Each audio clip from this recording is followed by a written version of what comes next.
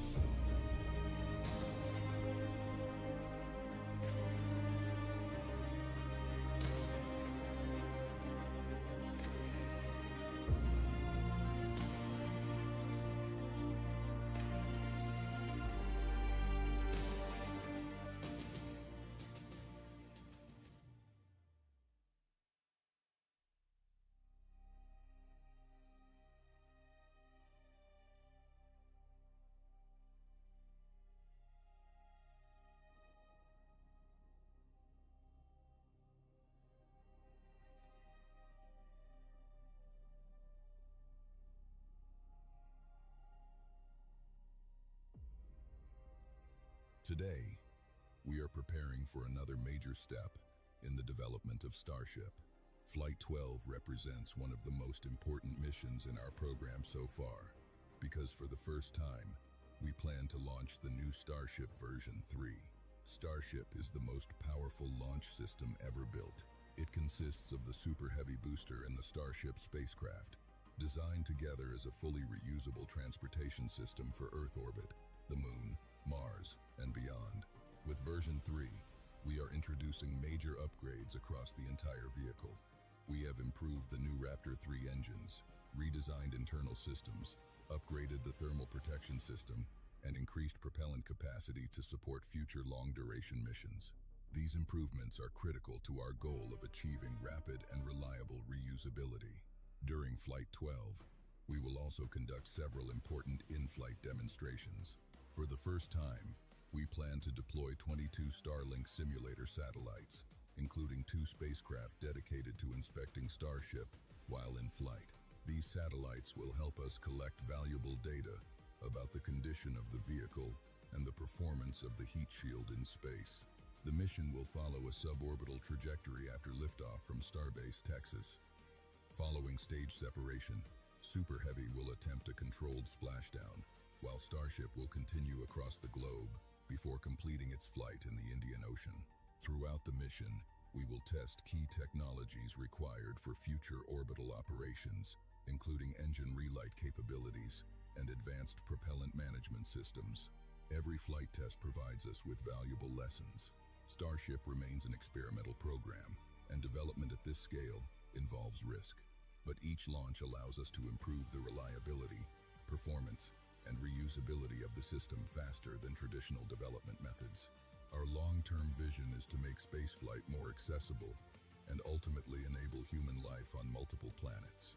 Starship is designed to support missions to the Moon as part of NASA's Artemis program and eventually carry crews and cargo to Mars.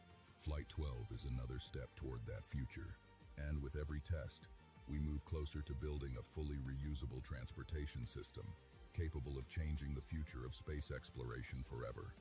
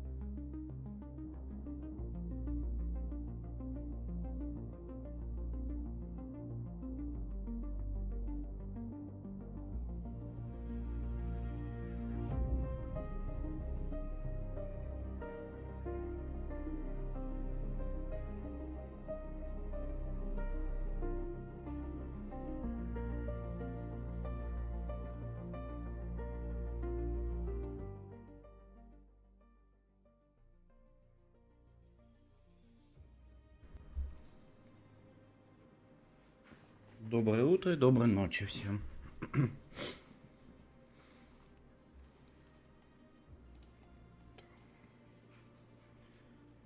На Иксе уже написали, что новый запуск будет в 6 вечера. Сейчас 1,5 часа по-нашему. Ждем.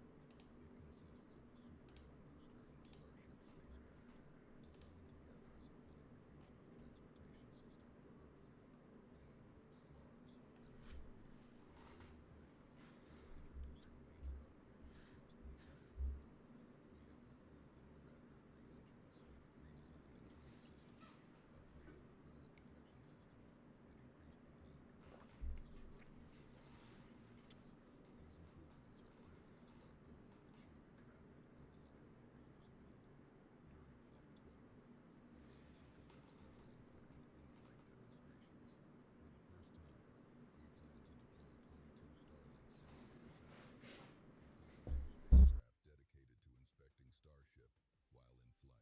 These satellites will help us collect valuable data about the condition of the vehicle and the performance of the heat shield in space. The mission will follow a suborbital trajectory after liftoff from Starbase, Texas. Following stage separation, Super Heavy will attempt a controlled splashdown, while Starship will continue across the globe before completing its flight in the Indian Ocean. Throughout the mission, we will test key technologies required for future orbital operations, including engine relight capabilities and advanced propellant management systems. Every flight test provides us with valuable lessons. Starship remains an experimental program, and development at this scale involves risk. But each launch allows us to improve the reliability, performance, and reusability of the system faster than traditional development methods. Our long-term vision is to make spaceflight more accessible and ultimately enable human life on multiple planets. Starship is designed to support missions to the Moon as part of NASA's Artemis program and eventually carry crews and cargo to Mars. Flight 12 is another step toward that future, and with every test, we move closer to building a fully reusable transportation system capable of changing the future of space exploration forever.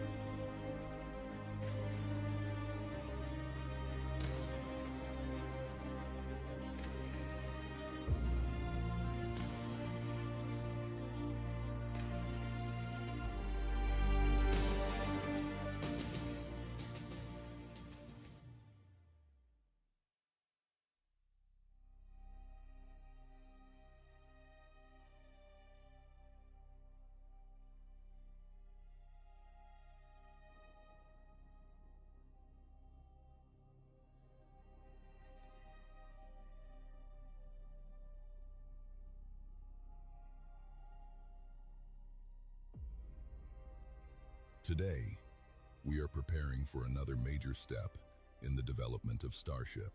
Flight 12 represents one of the most important missions in our program so far, because for the first time, we plan to launch the new Starship version 3. Starship is the most powerful launch system ever built.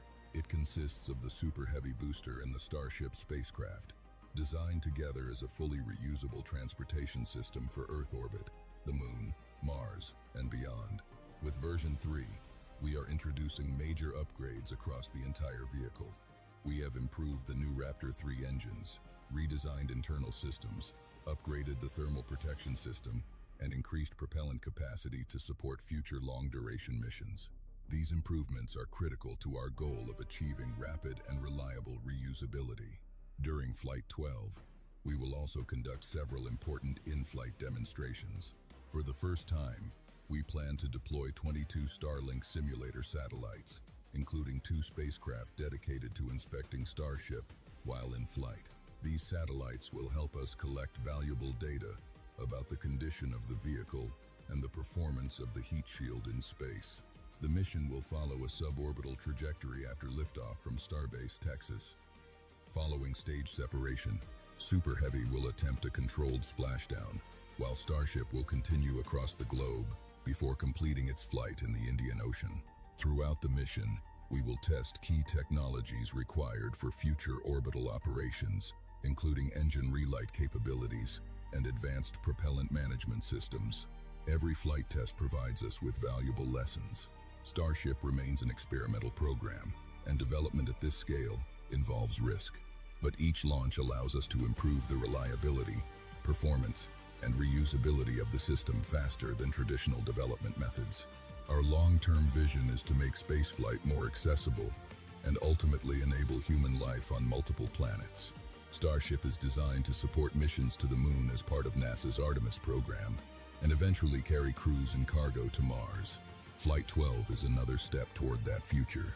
And with every test, we move closer to building a fully reusable transportation system capable of changing the future of space exploration forever.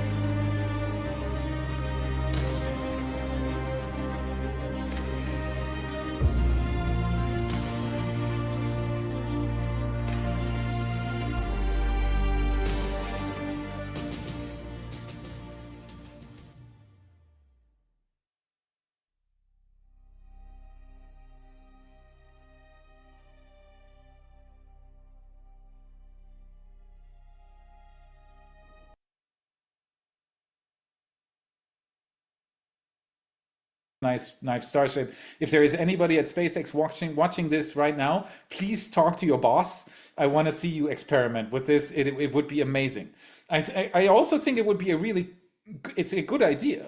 It just needs a feasibility study. I have no clue if this is buildable, if this is actually feasible, if it would make things easier, but it is such a nice thought.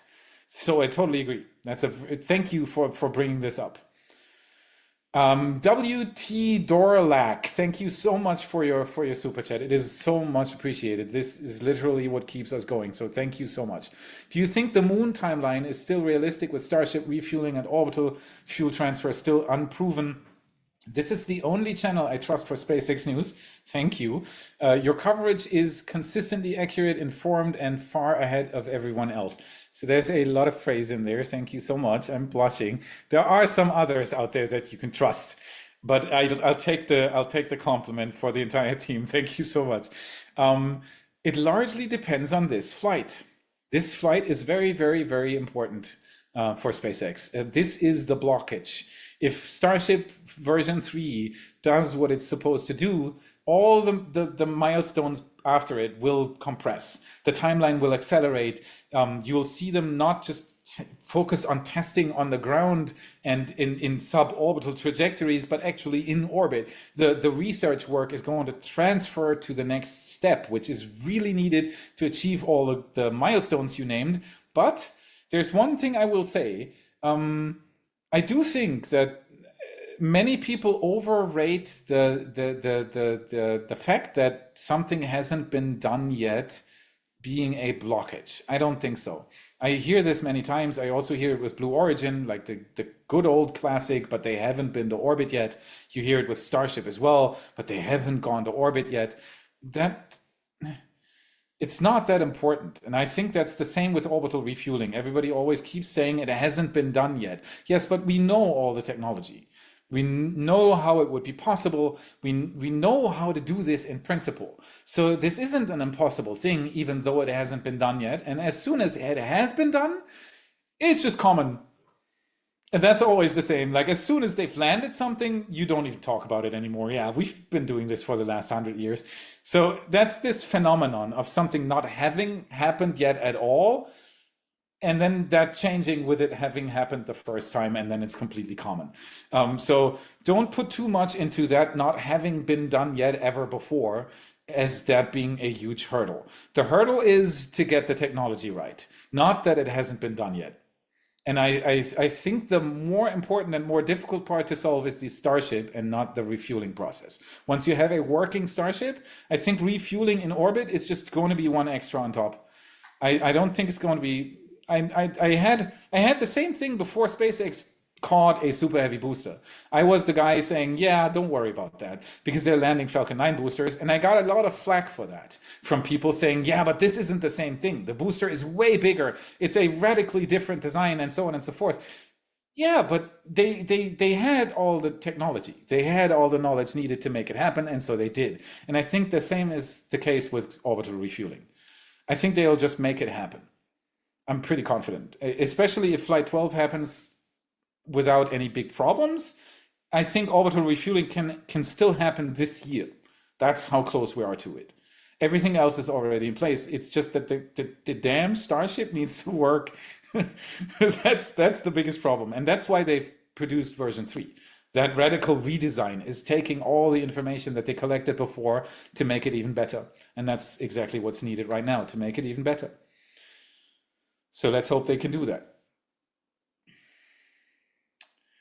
Okay, so we have Culinary Diver. Thank you so much for your super chat. Love your content. I just built my first model rocket. Could satellite re-entry pollution pose a real ozone risk, or is it mostly theoretical? So I know there's going to be a crazy storm in the chat soon of me saying, repeating Chinese propaganda, but I do think yes, it could be a problem, because things re-entering hasn't been a common thing up to now. There is stuff re-entering the atmosphere, but it's not that much, and it's rare, and it doesn't happen too often, and so on and so forth. As soon as you're talking about tens of thousands, hundreds of thousands, and eventually millions of satellites, it absolutely does become a problem. Yes, we'll have to investigate. That's all we can do. Whenever we change something that hasn't been there before, we're manipulating the system that we live in, which is the planet Earth, and the upper atmosphere is part of this. Yes. And as soon as we start re-entering so much stuff, it is going to have an effect. No matter if you believe in it or not, it is there, and the effect is going to be measurable. The question is just if it's going to be bad or not. We'll have to investigate. I've seen studies about it, but there isn't much reliable data. Aluminum being set free in the atmosphere, I've heard, and a few other things like ozone. we'll have to investigate. But what I'm confident in is that as soon as we find out that it is terrible, we're going to start changing our habits. We often do. Humanity isn't as stupid as some try to make it seem. We're not as intelligent as we should be either, but we're not completely stupid. We've done a few things what's that called in English? FCKW. The gases that you had in your hairspray. What is it called in Fluorchlorkohlenwasserstoffe? CFK? You probably know what I'm talking about. The gases that are in hairspray and that were in refrigerators. CFCs. There you go. CFCs. I got it. Thank you. That's the German in me. I know all the German words, but sometimes the US hydrogens, CFCs. All right. Yes, exactly. Yeah, I got it. Thanks. You can stop that stuff. We managed it. We found out it was really terrible, and we couldn't continue, and we managed to solve it. And we've done that with many other things as well. We're having projects to clean up the oceans because we've realized that a lot of plastic in the ocean is bad. And so we're forming the first grassroots systems to solve this. Shout out to Ocean Cleanup. I'm actually a donor every month for them, and so on and so forth. So if we are aware of a problem, we can fix it. As simple as it is. And as soon as there is enough incentive to fix it, we will. Like cancer on your skin, right? The Australians were really not happy with it. And so we started solving the problem. As soon as the incentive is big enough, we're solving the problem. We're not stupid. We're not that stupid. But the question is always, when is the incentive big enough for us to fix the problem? Because we're also really good at ignoring problems if the incentive isn't big enough yet. So we'll see where it goes. But yeah, as soon as it...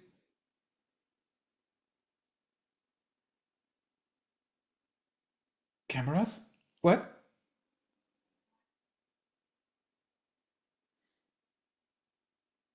Oh yes. Yeah, my wife is talking to me in the background. Yes, that's. She said they're already ramping up initiatives to investigate these phenomena. Cameras, measurements, mathematical models, and so on and so forth. And so what I want to say is that we're smart enough to solve these things. Give humanity a little credit to actually do it if it actually becomes a big problem. I think we are going to solve these things. And just saying, one big problem with environmentalism, I know I'm going to get more flack for it, but I am an environmentalist. I love protecting the planet, but it shouldn't be something that stops us. It should be something that makes us smarter and not stop us. I am not an environmentalist who's sitting on the highway stopping cars, because that's stupid, in my opinion. It's just the way it is. But there are some very smart ways of being an environmentalist, and I'm 100% pro that. We should not destroy our planet for a little bit of glory. That would be kind of stupid because there isn't another Earth. But that being said, like I said, let's be smart about it.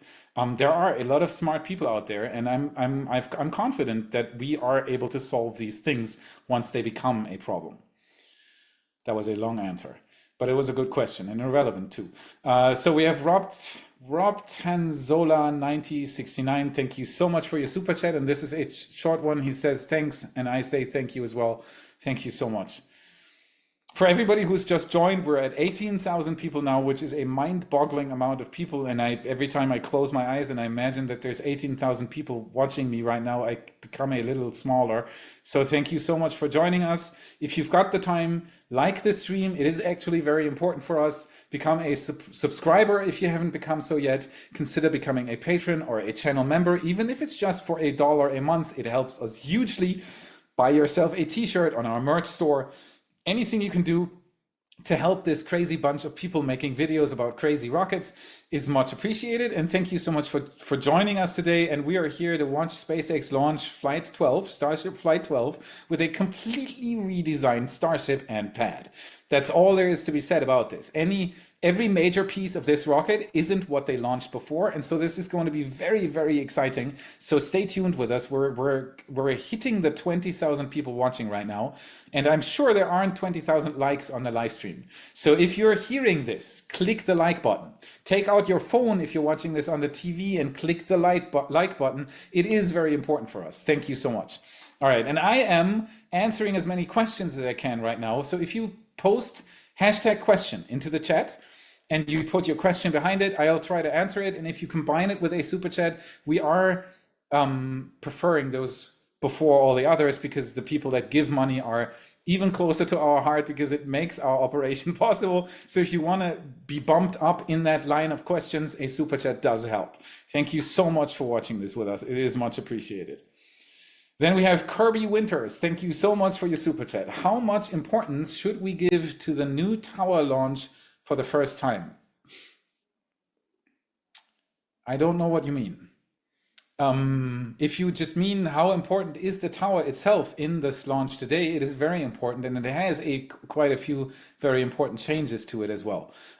Everything you see supporting this launch has been redesigned.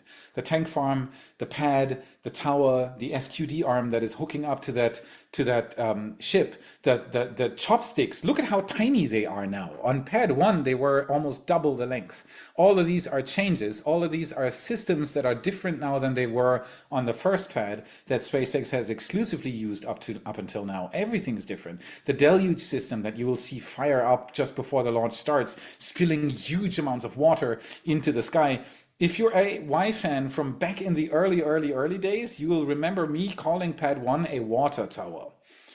That was because I was genuinely convinced that this couldn't be a pad. Because even before SpaceX started building this rocket, I knew quite a bit about rockets. And so when I saw them build that first pad, I was like, this cannot be a pad. This makes no sense. This has omnidirectional exhaust spewing out into every direction. It doesn't even have a deluge system under it. They want to what? They want to fire a super heavy booster onto solid concrete, and so on and so forth. So there were so many question marks with that first pad. And all of that is being renovated right now on pad 1. They're refurbishing the entire thing. And so this pad 2 is, in my opinion, what they should have built in the beginning. So I just got the info from Chris, I don't know if you heard him on the stream, that the timeline has been pushed by another 30 minutes. So right now we're approaching the end of today's launch window. They could still push by another 30 minutes, I think. It's 1.5 hours, and they've been pushing by an hour so far.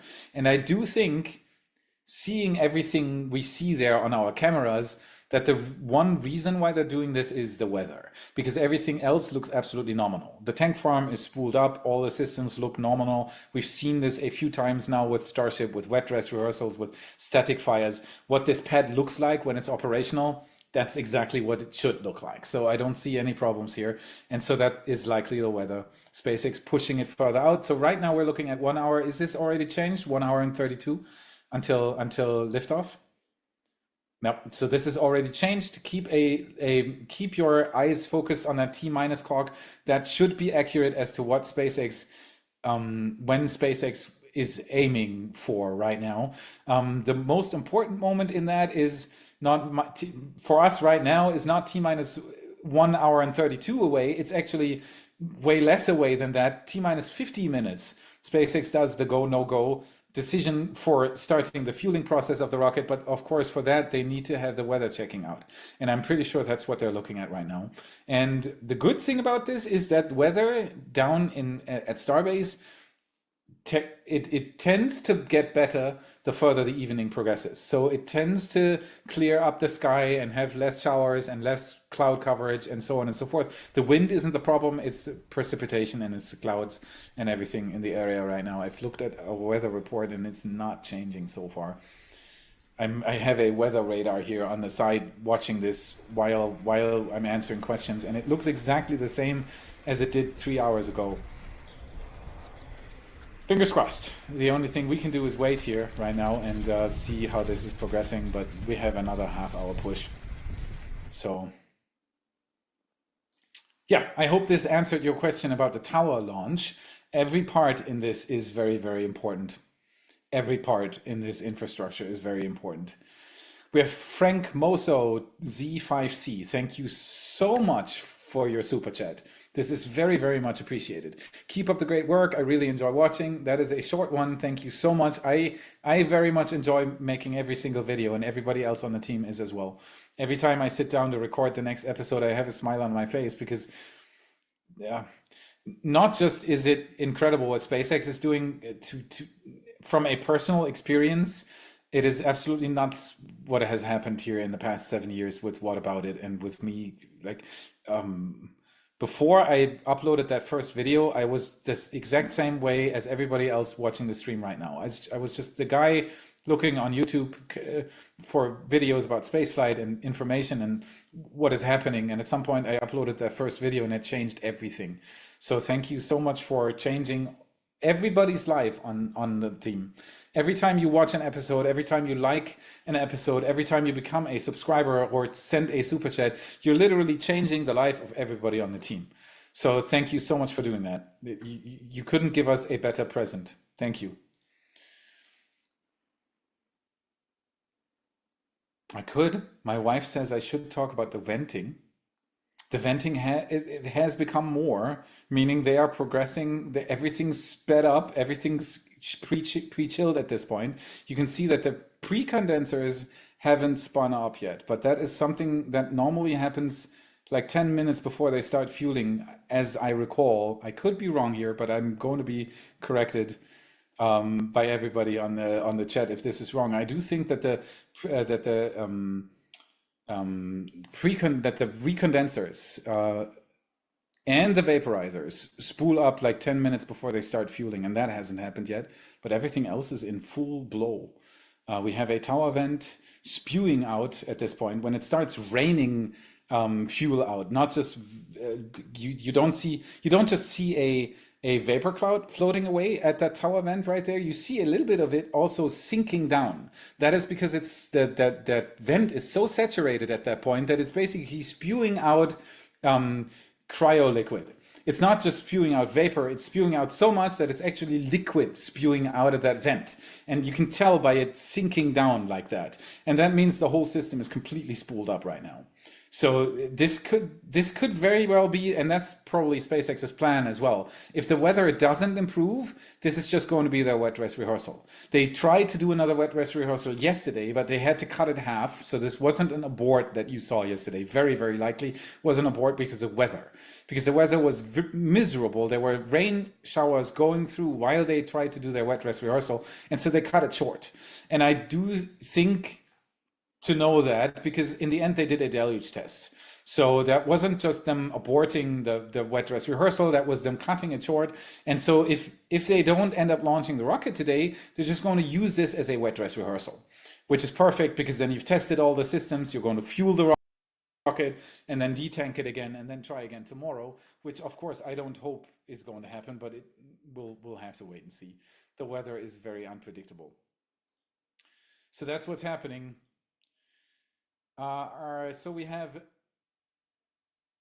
Bill Anderson 1389. Thank you so much for your super chat. Are any expandable ship variants being considered to loft really heavy Sea Dragon scale payloads? No, and it's a good thing. I'm a huge fan of Sea Dragon, but it doesn't make any sense. The added aspect of full reusability makes all the difference. I said it earlier as well with the difference between I don't know if you've had already been watching with the airline flight.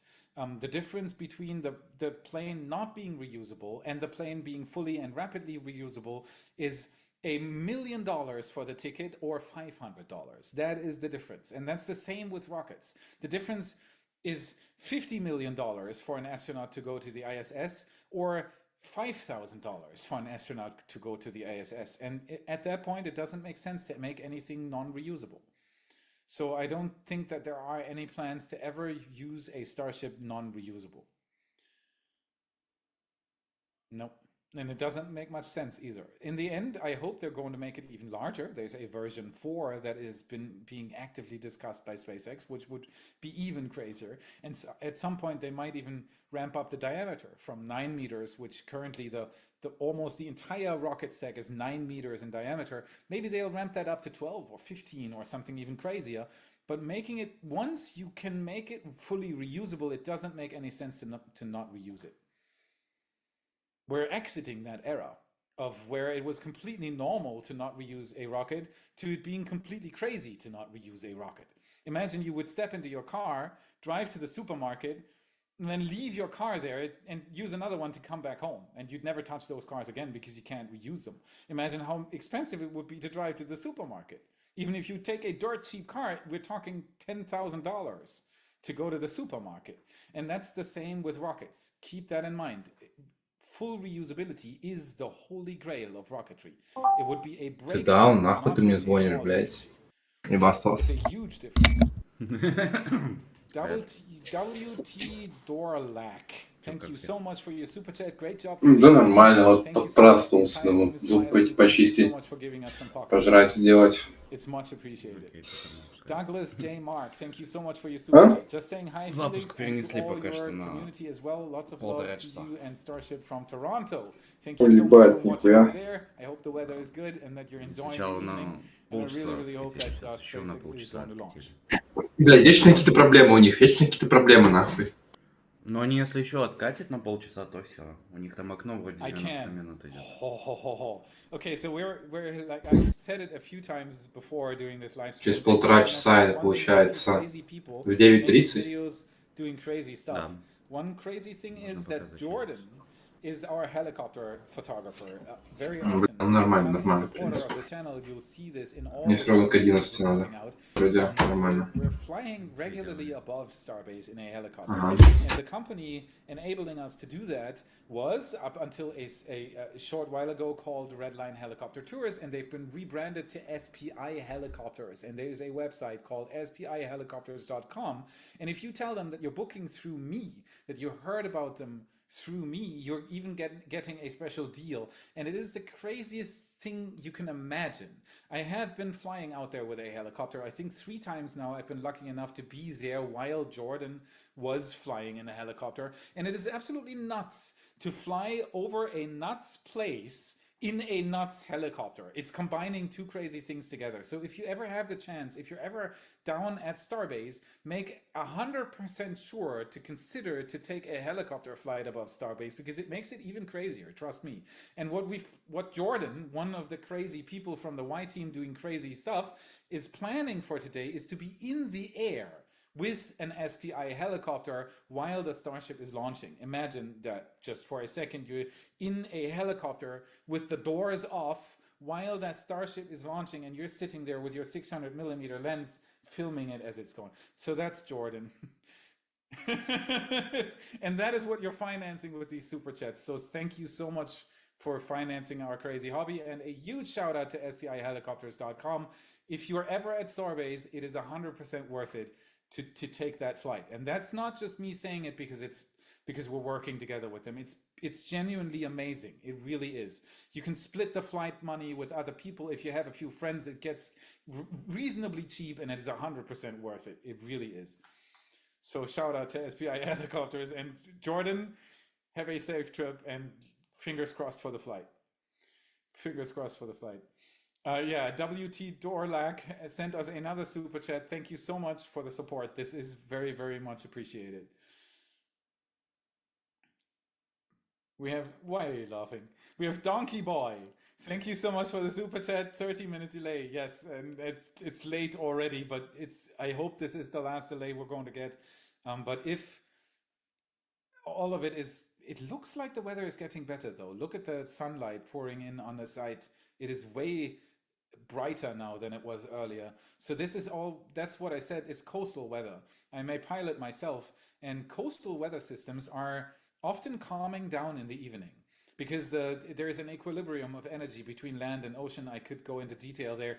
Let's just say it calms down in the evening, and that often means that clouds dissipate. And so fingers crossed for the clouds to dissipate. We're still going here, and SpaceX still wants to launch it. They don't want to do a wet dress rehearsal. They want to launch a rocket. So fingers crossed for them to be able to do this. Then we have GIM Paolo Paul.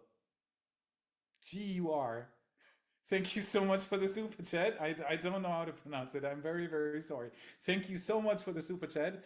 Hi there, Felix and all Y team. A huge, probably hug, shout out, kiss from Italy. Thanks for everything you do. Following you since high altitude tests What do you think version 3's strong and weak points are, given all the changes we've seen from V2? So there aren't any weak points. There never are. I hope there aren't any weak points. I can't say.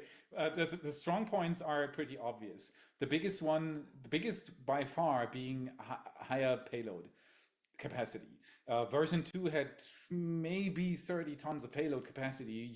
That's not enough to justify a Starship, especially if it's just partially reusable as it is right now. So the biggest oomph up for Starship on version 3 is that this is likely more than 100 tons payload capacity now, which is huge. That is already 5 times maxing out a Falcon 9, and you never max out a Falcon 9 because you have a payload fairing volume problem at some point.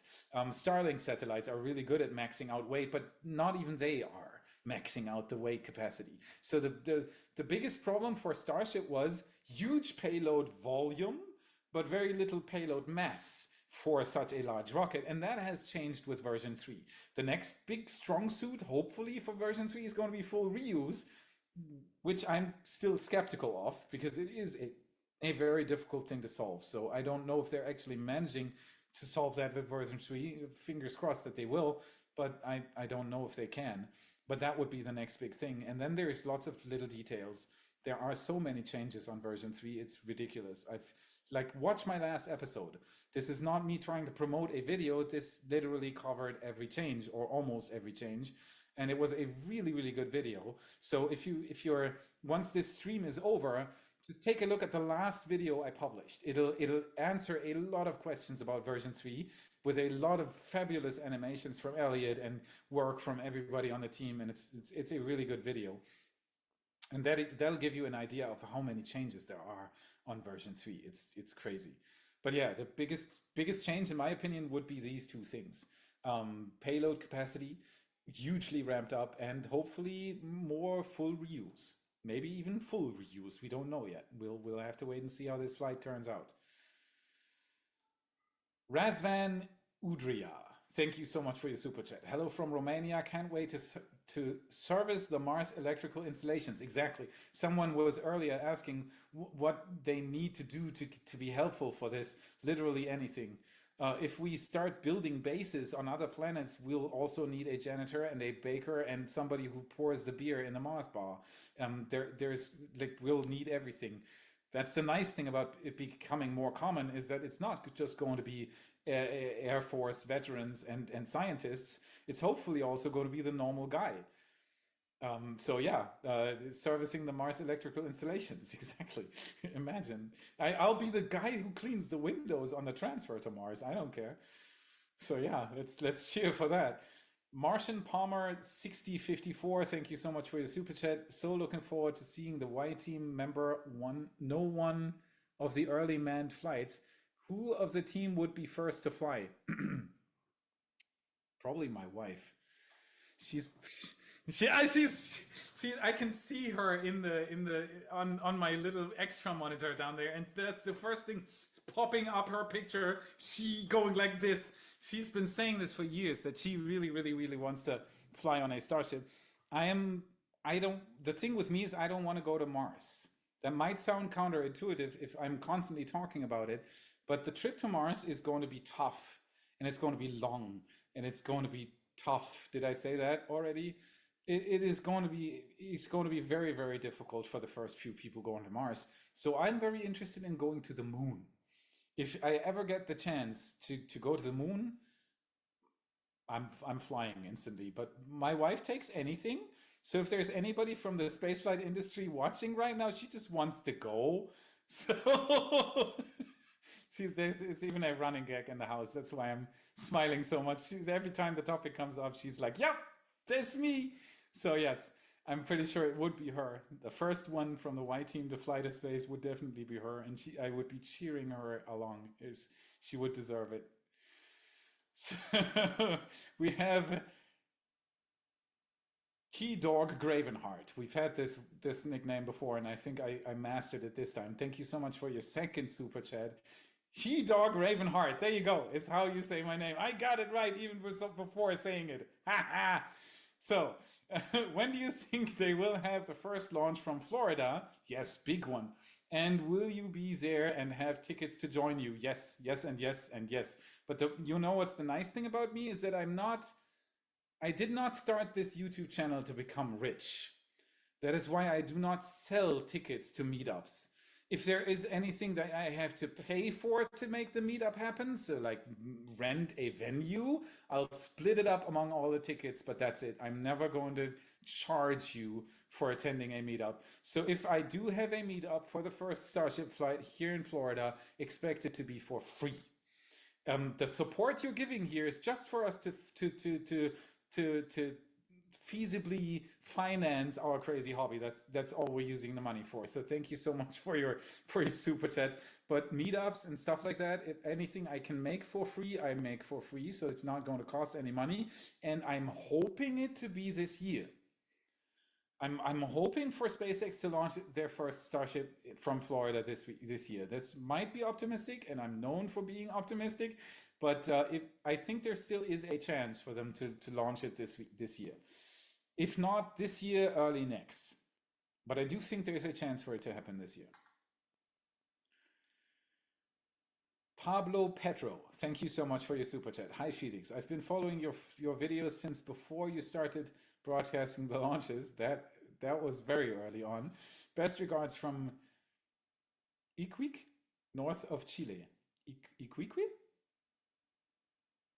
I can't say it. Iquique from north of Chile. Thank you so much for tuning in from north of Chile. It's another testament for this community to be from everywhere in the world, and it's absolutely amazing. Thank you for watching and for having watched for so long. John Cameron 2199, thank you so much for your super chat. Who will be the first fast food outfit on the moon? Are you an American? I'm pulling for Jack in the Box or In-N-Out. You are an American? Okay, I don't know. Bojangles. I don't know. If I had to choose, it would be Whataburger. Shout out to Whataburger. This is not sponsored. I really like their burgers because they're more on the mustardy side of things, and I really like mustard. But if I had to guess which one it would be, I have no clue. Hopefully a good one, not Taco Bell, please. Otherwise, that's going to be very bad in this spacecraft. Not good. I hope I don't get sued by Taco Bell now. Okay, so here's the next one. Alberto Martinez Marte. I hope I did that right. 3755. Thank you so much for the super chat. Kudos to you and your team, especially your wife, for the bloopers at the end of your videos. Love it. Made me keep coming from the beginning. We got rid of the bloopers a short while ago, and it was a wrestle. Trust me, I love the bloopers. The reason why we got rid of the bloopers is because we didn't have that many bloopers anymore, because I got too good at recording the videos, and so it got less and less and less bloopers. But we still do have bloopers, so we just don't show them much anymore. But what we've started doing recently, and I did not endorse that, was my wife actually just using bloopers in the episodes. So whenever she finds something where she can embarrass me, she will absolutely do so, and we can all count on her doing it. She is the one with the sense of humor in the team, and she will keep embarrassing me. So there you go. The bloopers are not ever going to be fully gone, because I'm genuinely having a lot of fun doing this job. It's the craziest job I've ever had in my life, and it's a very humbling feeling.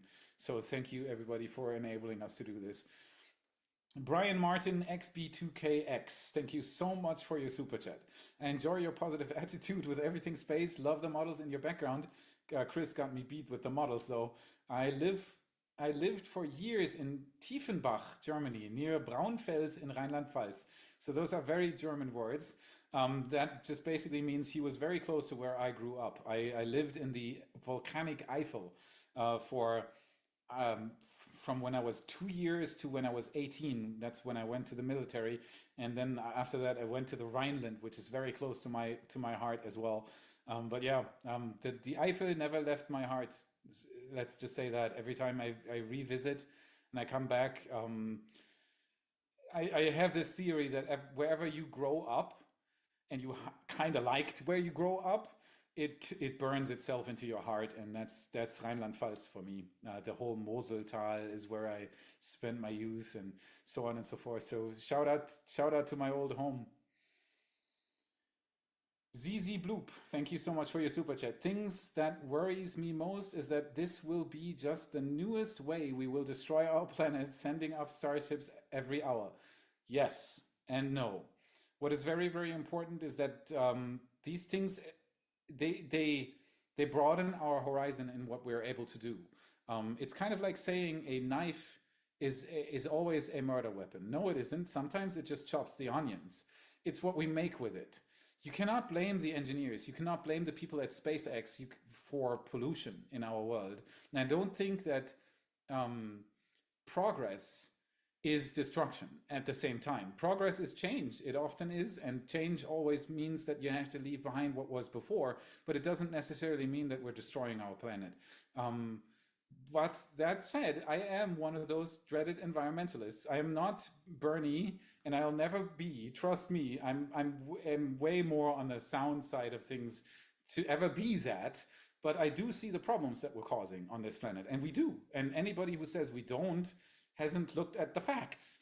And we should keep it at something reasonable. But that doesn't mean that we should shut down progress. I think that's the wrong thing to do. So think about that.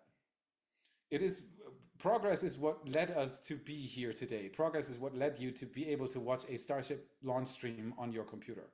You would be sitting in a cave if we didn't have any progress. A lot of things you wouldn't be able to see without progress.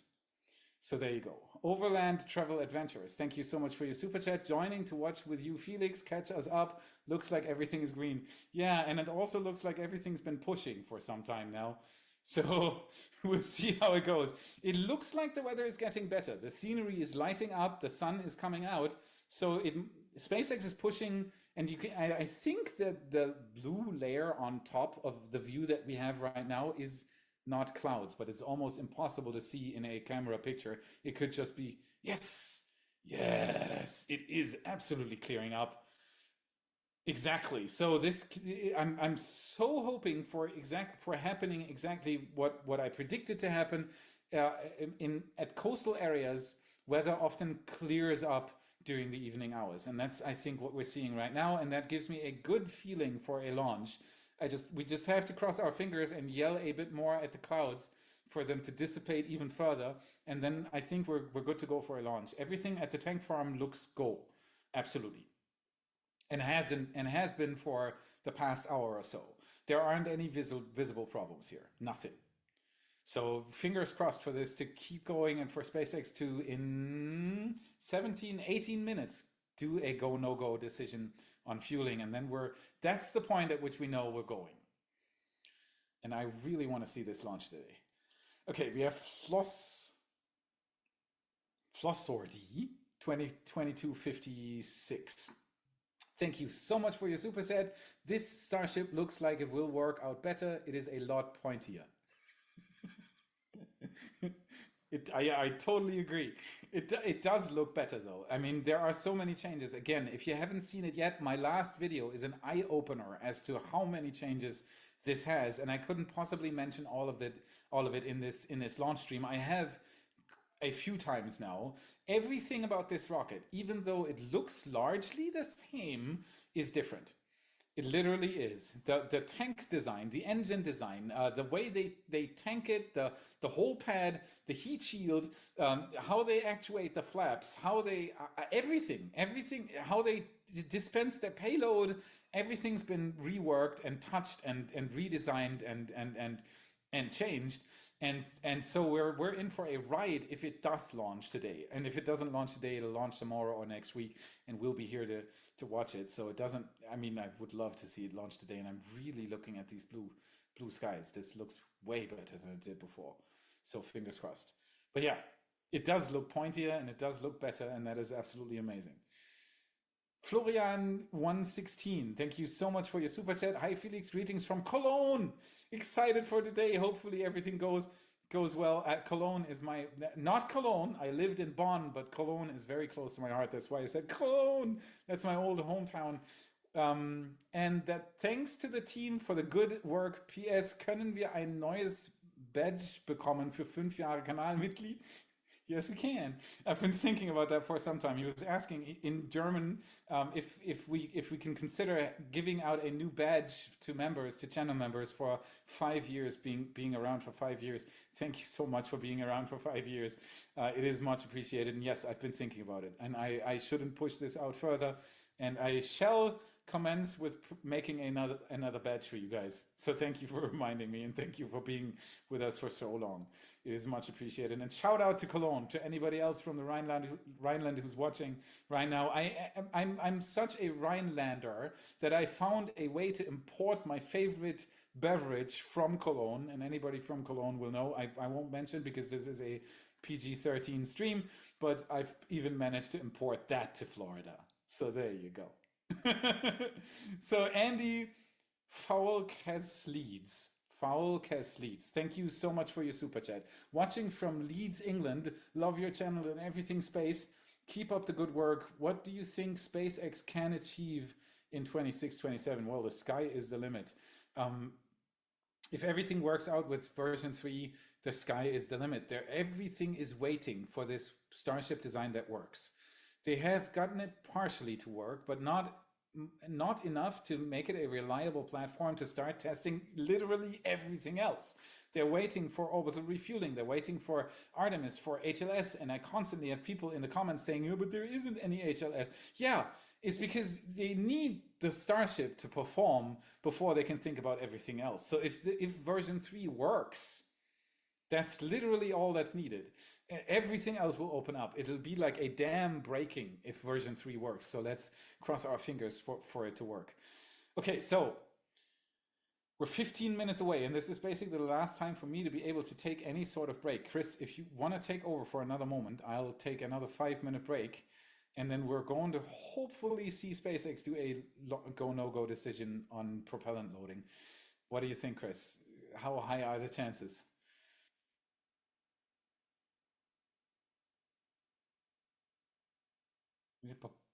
Pop him in. There you go. Oh no. There you go. Okay. There you go. Yeah. I don't know if I was audible before, so I really think it's all looking good. There's blue skies, and yeah, I just hope that we get the info in like 10 to 15 minutes, that we get the go for load and we see that thing icing up. I just want to get it off the pad so bad. It's all there. It's just perfect. So please, let's go. Full send. It's another thing. If you do this for a living, the difference between us and everybody watching is likely that we spend even more time with this stuff. Like we literally spend 8 to 10 hours a day with this every day, including the weekends, and we know how much importance is resting on this flight. It's so incredibly important for SpaceX. For anybody at SpaceX watching this right now, shout out to you guys. We are rooting for you. We are hoping so much that you are going to, like, that every dream comes true for you guys today, because you've been working hard for this. Yeah, that's how it goes. All right, I'll be back in 5. Thank you everybody so much for watching. Like and subscribe, and let's enjoy the party, and fingers crossed for SpaceX. See you in 5. Okay, so the next question is by Gordon TB. If Flight 12 goes really well, will Flight 13 be a full orbit and a tower capture? Yeah, I mean, this is something that we talked about before. This is absolutely possible. This is what SpaceX will be going for. They really, really want to see the ship in orbit. They want to see a ship catch, because that's the big next milestone. So yes, if everything goes really well with Flight 12, we might actually see a ship catch on Flight 13. And of course, the orbit before that, because yeah, we have to get around the planet to get back to Texas in that case. Next question, the Uncommon 33. Why not catch the booster this launch? Yeah, it's a good question. But the thing is that we have to consider this is a new ship.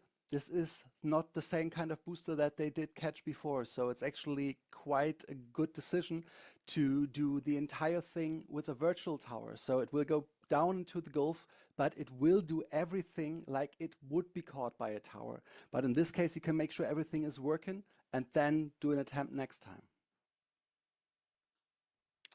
Ways 2. Next flight test. Will it be a double catch? It could be possible. It's also something that Felix talked about before. They could, in theory, catch the booster, get the booster away from the tower, and then later on catch the ship. But it will, of course, be extremely complicated since we only have one tower at the moment. So we might have to wait for a double catch until the tower at the old OLM, the Pad 1, is operational again. And this is something that still might also be possible for Flight 13. We just don't know. But sooner or later, and with a good chance this year, we will see a double catch. Jan Sochor, any news on Sabatier production on site? This is something that I have to push. Is there something you can say about it, Jonathan? Is there something you know? Because this is something I have no idea about. No. So, yeah, I just have to push this one forward. We could ask Felix this later on. Thank you for the question anyway. V for Vendetta by 2Y, B2Y. Will we see a ramp up of Starship launches if the next two go perfectly? I see the production is really high, so can we see a launch like every 2 weeks? Eventually, definitely. For now, we'll have to see. As I said before, we only have one operational pad right now.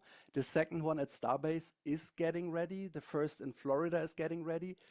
The transport of the boosters from Starbase to Florida is something that will be tried out really soon. So yes, we will have a higher cadence, but I wouldn't put my bet on it that it's something that we will see in the next few months. Let's see how it is at the end of the year, how many pads we have ready by then. And yeah, it will be pretty soon that we will get used to Starship like we are used to Falcon.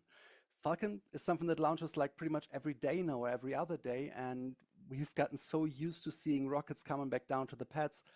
With Starship, it's something that's even more going to that direction because we can eventually save the second stage. So it's even more feasible to launch more often if you don't have to throw away half your vehicle every time.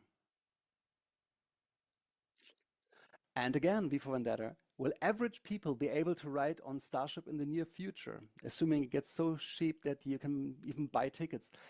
Yeah, this is something Starship has been talked about as a point-to-point means of transport. And in order to make that something that is feasible, that's something that's economical, it has to have a price that an average person can eventually pay. So yeah, maybe you will not go to orbit or to the moon really soon on a Starbase, but maybe, or on a Starship, sorry, but maybe you will be able to go from, let's say, Los Angeles to Melbourne. And I would say this is something that I would already be totally happy to do. So yes, this is something that they are actively working toward, and I couldn't be more excited about that. Welcome back, Felix. Yeah, I could do another one. Oh no, you already. Go ahead. I'm fine. I'm just enjoying.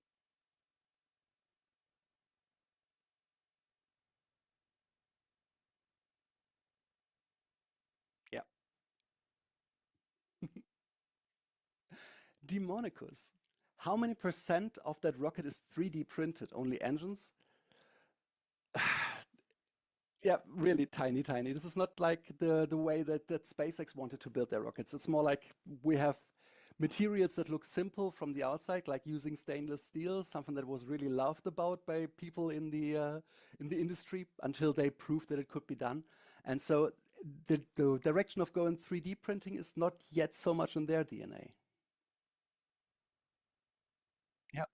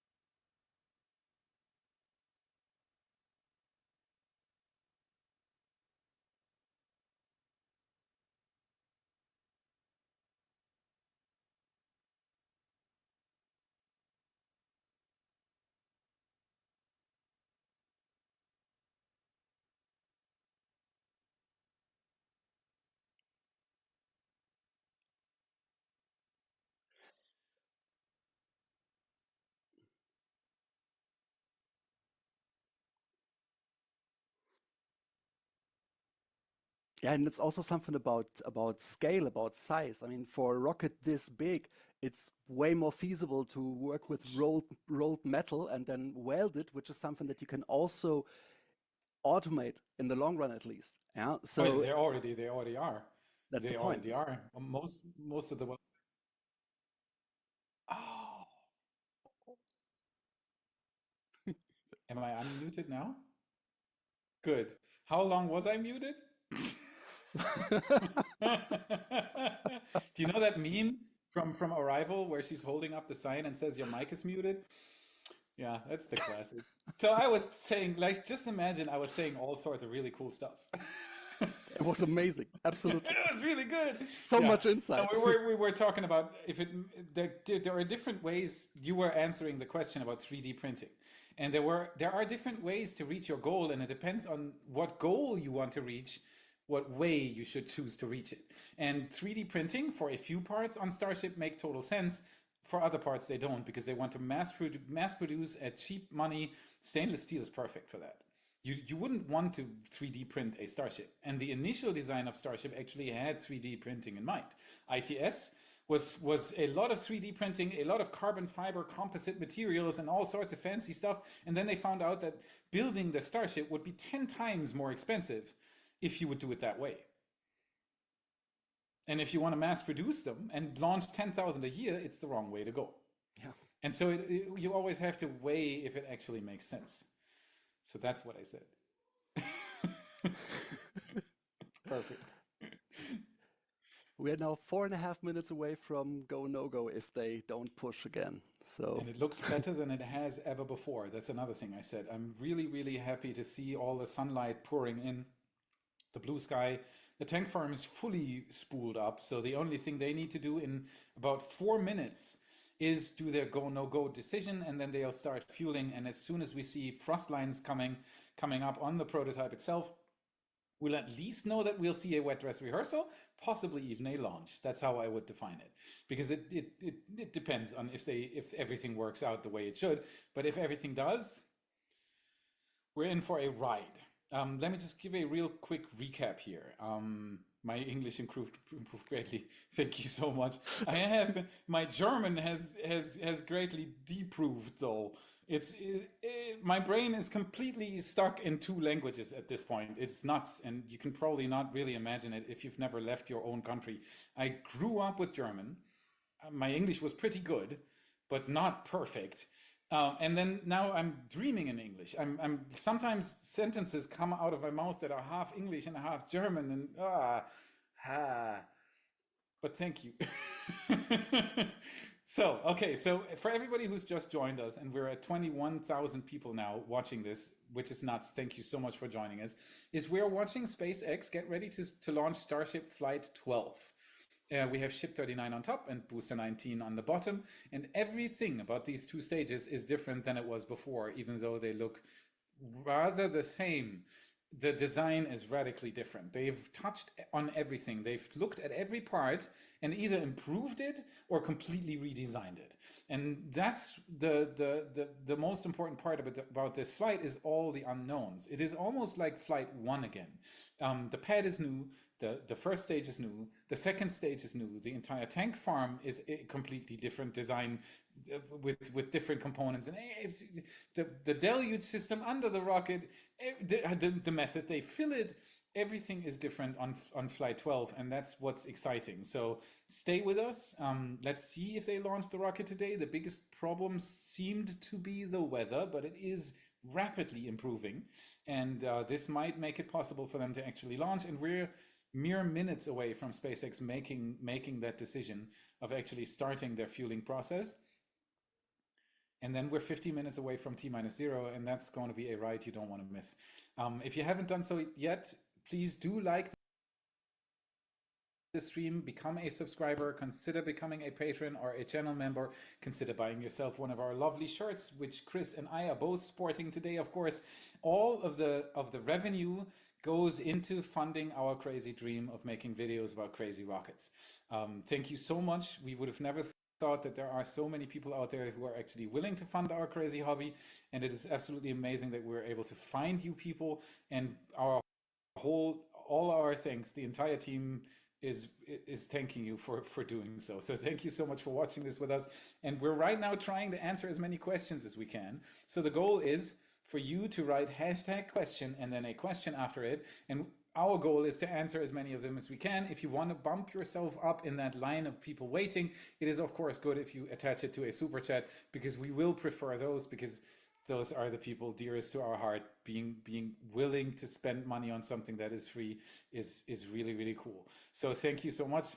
And let's just continue answering a few more. If you want to just keep going. Okay. We have Jazzy D222. How will new satellite cameras look at the heat shield when it's on the other side of the ship? Good question. And right round, yeah, baby, exactly. right round. Like a record, like a Starship, baby, right round. Exactly. Round. So Yep. the plan is to spin, and it should look absolutely amazing. Yep, we got the added RCS thrusters on the ship, so there is little control outlets now. There is actually a new system on the ship that we've never seen before, so it can actually spin around its axle. And this is one of the coolest things that we might be seeing in about an hour and 15 minutes. Hopefully, I'm so looking forward to it. You got to imagine they're going to separate 22 Starlink satellites. 20 of them are dummy satellites, so they. I got good news. I'm sorry to interrupt you, Yeah, but yeah, go ahead. Starship team is go for prop load. All right, here we go, everybody. Going for fueling. This is the moment we've been waiting for. This makes me so. That's the reason why we're doing this. That is these moments are exactly the reason why we're doing this. I'm feeling so happy right now. So SpaceX has made, like, all the people who are important to make this decision came together, all gave their go or no go to the flight controllers, and that everything checks out, and SpaceX is now going to fuel the rocket. It's a crazy process. SpaceX has vastly improved Starship version 3 with different procedures and different hardware to fuel the rocket even faster, even though it has more payload capacity.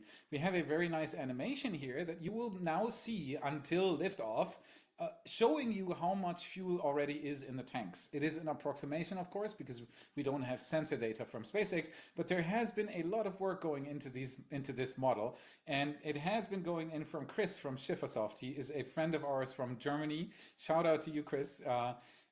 Thank you so much for giving us this graphic to show this to everybody else, because it is valuable information.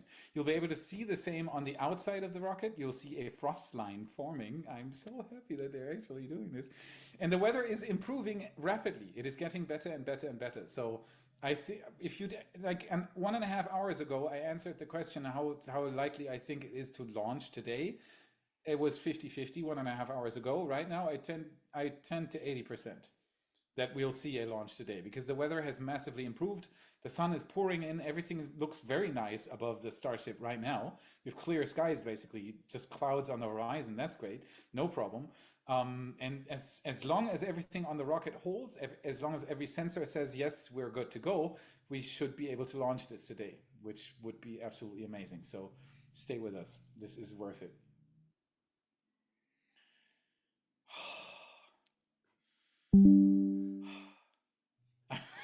By timeline, we should be like 8 minutes away from propellant loading. Yes, very soon, very, very soon. 39 minutes before liftoff is when they start fueling the Starship, which is all possible thanks to version 3. Version 3 has two fueling interfaces on the booster, for example. On the old pad, you had one connection to the booster, and on this pad, you have two connections, one for methane and one for oxygen, which makes them fuel it even quicker. You have a huge fuel transfer tube in the middle of the booster. It's as large as a Falcon 9 booster, which is insane. The transfer tube for fuel is as large as a normal rocket. That is how large a Starship is. I've seen Starships in person. That's the one thing we cannot bring across with anything we try, basically. It's like if you see a picture of the Empire State Building, it is not. It's not. I've just heard that SpaceX is going live as well, so we're progressing towards a launch here. So to bring that sentence to an end, Just imagine this thing to be extremely large. It looks way smaller than it is in our video. It is way bigger. If you're standing in front of a Starship, it looks like a skyscraper when you look up. Imagine.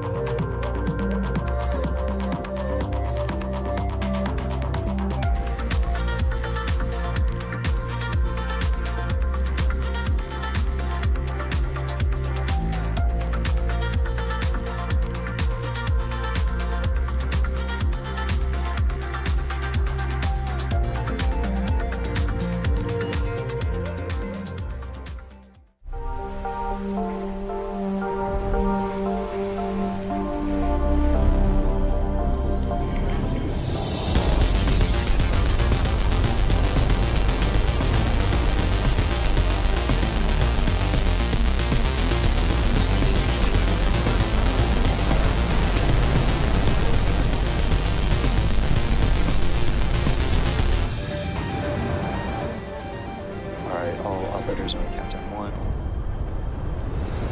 Flight directors go for launch.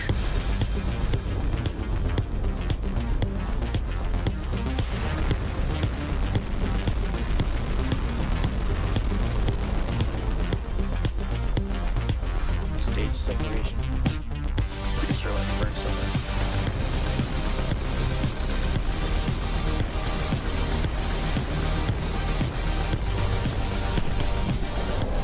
Booster has landed.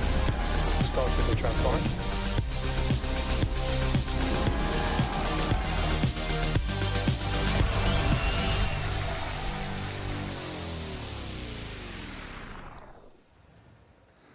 Hello, Star people, and welcome to Starbase, Texas. It's currently 5:46 p.m. Central Time, and we are just over 43 minutes away from the first flight of SpaceX's next generation vehicle, Starship version 3. I'm Kate Tice, Senior Manager of Quality Systems Engineering. And I'm Jake Berkowitz, a lead propulsion engineer. And today we're coming to you live from just outside the production floor at Star Factory, where the team's preparing for Starship's 12th test flight. Yeah, it's been a few months since our last update, and in that time, the team has been working hard to completely redesign the entire rocket that you see there from the ground up. Yeah, that's right, Kate. Starship version 3 has undergone significant upgrades, taking everything we've learned from the previous 11 flights to make a vehicle capable of full and rapid reusability. This includes everything from a new booster, new ship, new engines, to a new launch pad, new avionics, new software, and so much more. All of that hardware is just down the road at Pad 2, a little over a mile and a half away from Jake and myself. And in our viewing area outside on the lawn, Starbase employees are excited and already starting to gather to watch today's flight. Yeah, and right behind us are 3 generations of Raptor engines, and today will be the first flight of the newest generation, Raptor V3. And the 33 Raptors on Super Heavy Booster combined to generate 18 million pounds of thrust. You can see them all there. That's a lot. It's a lot. And it makes Starship by far the most powerful rocket of all time. And for comparison, we have over twice the thrust of the Saturn V rocket that carried astronauts to the moon. Yeah. And then here, of course, you can see on ship, we have another 6 engines, and 3 of them feature the larger vacuum-optimized nozzles called RVACs. And as a member of the Raptor team, I can tell you that we're all incredibly excited to put V3 to the test today and demonstrate the capabilities of our most advanced engine. And we'll get into all the exciting new details in just a few moments. Yeah, that excitement is well warranted, Jake. Raptor and Starship V3 are designed to be foundational for the future of the program. They're designed to enable us to send payloads and eventually people all the way to the moon and Mars, ultimately helping us make life multiplanetary and extending the light of consciousness to the stars. Yeah, and in the meantime, we're planning to put Starship to work shortly by launching bigger and more powerful Starlink version 3 satellites. These new satellites aim to substantially increase capacity in orbit, strengthen the network, and deliver an improved experience for customers on Earth. Starship will also carry our upcoming V2 Starlink mobile satellites, which are expected to provide direct 5G connectivity from space straight to mobile phones worldwide. Now, as a reminder for all of you watching at home, what we're doing today is a test. Like we mentioned earlier, we've redesigned the majority of this rocket and its systems. From the outside, for those of you that have tuned in before, it might look pretty familiar, but beneath the surface, it's all new. And the primary objective today is to put it all together in a real, live flight environment. In order to learn, we gotta launch. Yeah, and really it's the data we're expecting to get back from today's flight that's going to bring us closer to making Starship operational and unlocking the next generation of our future in space. So no matter the outcome of today's test flight, excitement is guaranteed. Most definitely. And speaking of excitement, Dan Hewitt is in a pretty exciting place. He's stationed just outside of the Launch Control Center, a couple floors above us. How's it going up there, Dan? Kate, it couldn't be going better. We have a blue sky outside. I'm beyond psyched. Hello, everybody. I'm Dan Hewitt with SpaceX Communications. It's been far too long. Welcome back for another Starship launch. Things are looking good. We are counting down. We moved into our window a little bit, but we are looking good right now at this moment. Behind me, you see the flight control team, the ground console, looking at the rocket, the pad, the range, the weather, everything as we count down to liftoff. We're going to be getting into prop load in just a couple of minutes, and we are counting down to a liftoff at 6:30 p.m. Central Time. The weather is great. We haven't had a blue sky all day. There you can see almost nothing but that. We were fighting some upper level winds a little bit earlier. That's why we moved into our launch window. But the great news is we are looking go for launch. Also, we're monitoring the range, so air and sea space out in the Gulf and also in the Indian Ocean on the other side of the world, not tracking any issues there. Now, today's countdown functionally going to look pretty similar to most people. There's a couple of differences in timing for some of those major milestones, like when we start loading propellant, when the diverter turns on and the water's flowing, when the engines start up. But otherwise, other than that, all of the hardware brand new. New booster, new ship, new engines, new pad. Let's nerd out. Let's dive right into it. So there it is on the pad. Say hello to Starship version 3. As Kate noted, some of the outside might look familiar, but we've made extensive upgrades across every single system. Start with the big picture, because Starship still very, very big. Just over 407 feet tall, fully stacked, a little bit taller than version 2. With that extra stretch, we can carry even more propellant, but big rocket. The bottom half is our super heavy booster, and there are some pretty visible structural changes on the outside. Jump in, you've got version 3 on the left there, version 2 on the right. At the very top, we've changed from a one-time use hot stage adapter that used to pop off to one that's fully integrated for reusability. And Starship's Raptors are actually going to be igniting directly on top of the booster's fuel tank. The fuel tank pressure itself and then a non-structural layer of steel, it's what's protecting the top of that booster when we do hot stage separation. Moving down a little bit, we went from 4 grid fins to 3. We made them 50% bigger and higher strength. Just a reminder, that's what booster's using to kind of steer itself as it's flying back for a catch. We're also now going to use those grid fins for lift and catch itself. We zoom in a little bit and you can see new catch points now on those grid fin structures. Moving inside the rocket, we redesigned the fuel transfer tube. This is the really big tube inside the rocket that's moving all of that liquid methane down to the Super Heavy's 33 Raptor engines. It's going to help us flip faster, and we can now start up all of the engines simultaneously. This thing is big.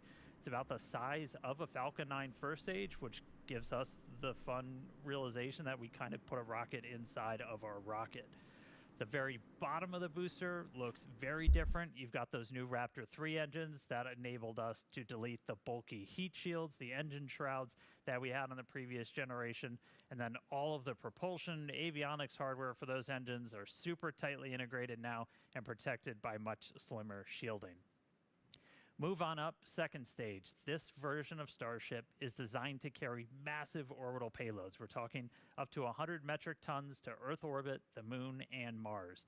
The biggest changes are pretty much all under the hood. We gave the propulsion system a clean sheet redesign, increased the propellant tank volume, and improved our reaction control system, our steering while we're on orbit. When we X-ray inside, the PEZ dispenser is now supercharged, a little bit of turbo, and that's going to allow us to increase the deploy speed for each of those satellites. Today, we're actually flying the heaviest payload we've ever carried on Starship, but eventually we're going to launch with up to 60 of those Starlink V3 satellites. Just below that, just below the payload bay near, and also down on the aft part of the ship, we've added new docking ports. That's going to enable us to link up in orbit between two Starships, do propellant transfer. We also modified that main connection point where we load propellants into the vehicle for those future prop transfer missions. So a lot of upgrades tip to tail on the rocket, but powering everything, the Raptor 3.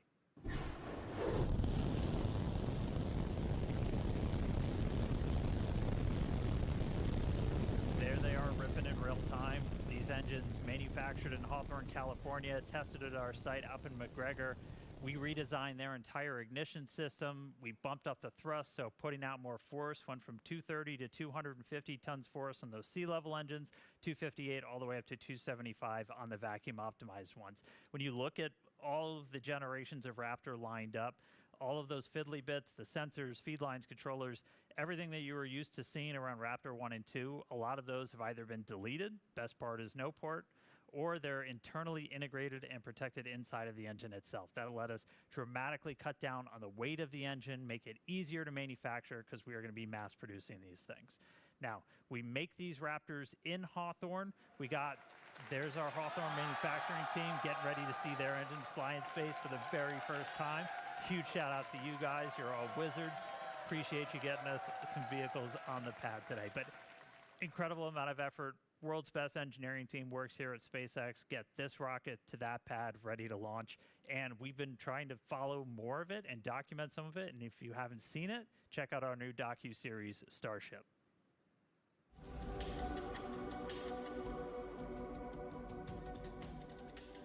We really, built this rocket from scratch, but we've also built the pad from scratch, so it's all kinds of new systems. This will be the first time that we bring together the pad and vehicle pieces to make sure that they all work. Static fire vehicle is in pre-pad clear, about to get to our static fire pad cleared op state. We run 60 seconds on ship because you get to see how the vehicle thermals all shake out and just general vehicle performance. That if you can make it through that you're in a reasonable position to go fly.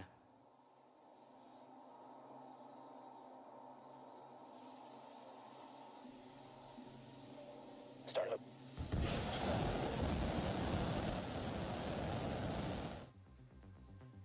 Throttle up.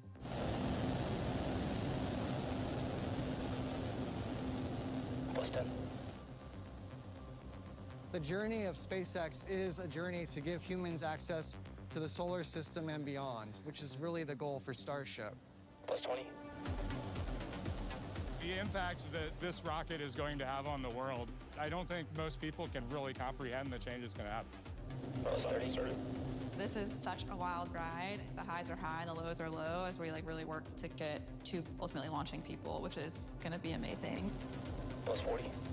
It is not impossible just because it's far beyond what has been done before. We've proved that time and time again. Plus 50.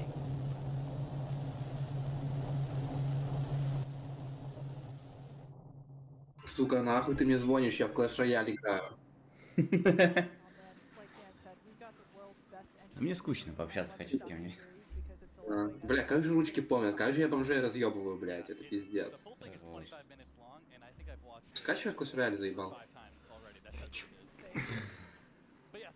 Почему?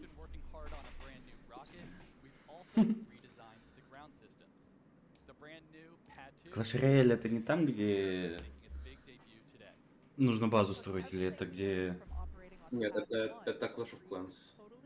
А, все, понял. Я в Clash of Clans играл. Ну, вот я тоже когда-то играл, но Clash of Clans залупа пиздец. Заебешься ждать эти улучшения, блядь. Особенно на поздних базах, которые происходят нахуй по несколько дней.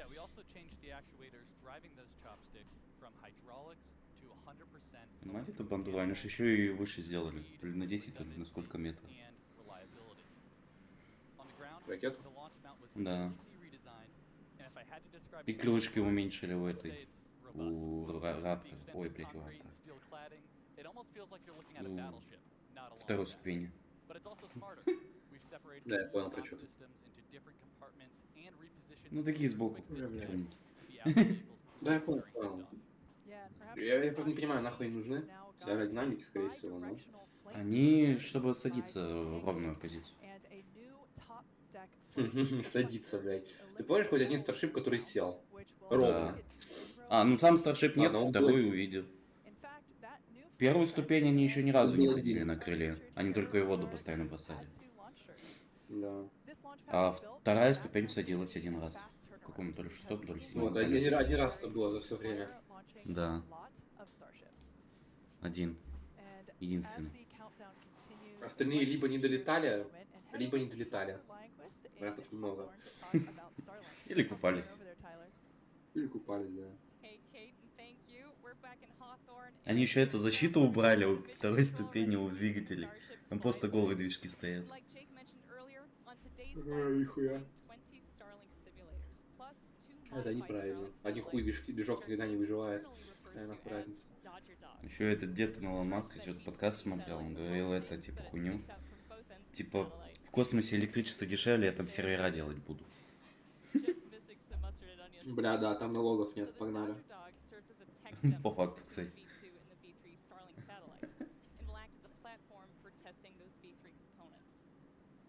Строить свою страну на Марсе. Новый политик. Ждем, когда там ведут налоги. Да.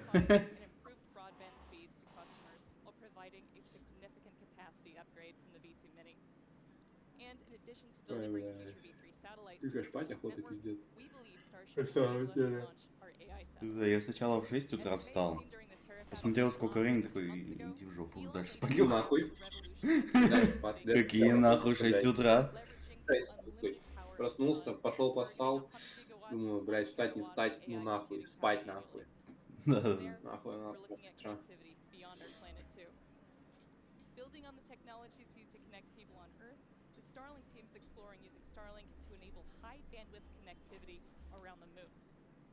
Ну этот, я на Твиттере у них этот смотрю. Эфир. 4К. Я себе юбуст купил. А? Юбуст. Субтитр на компе. А, юбуст. Юбуст. 200 рублик в месяц. Дорого. Бля, дорого. А, там у них прикол, видимо. У меня вот друг тоже купил, который мне посоветовал. Ну, типа этот VPN.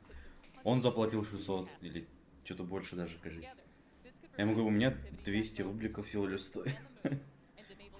Он обиделся и ушел.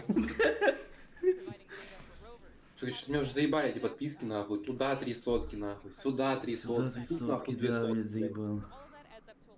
Реально заебало эту хуйня, блядь. Дешевле куда-нибудь съебаться будет.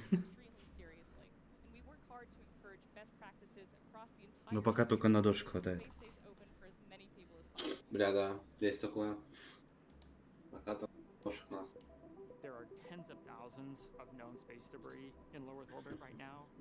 Хотя как мне это делать? Ёбаный. Бля, пойти на 9-й этаж прогуляться. А? Пойти на 9-й этаж, что ли, прогуляться, блядь, четкости. Да, давай. одеться сразу. Ты же в 11, да? А? Да, Ты в 1? Понял. Ну я пойду где-то в 9:50 на остановку, наверное.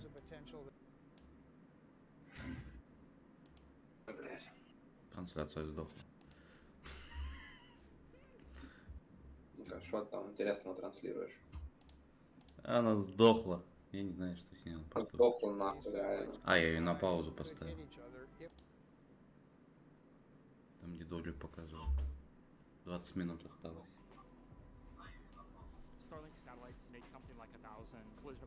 Бля, ты бы Галаша наши эти самые порезал бы, блядь. В чем?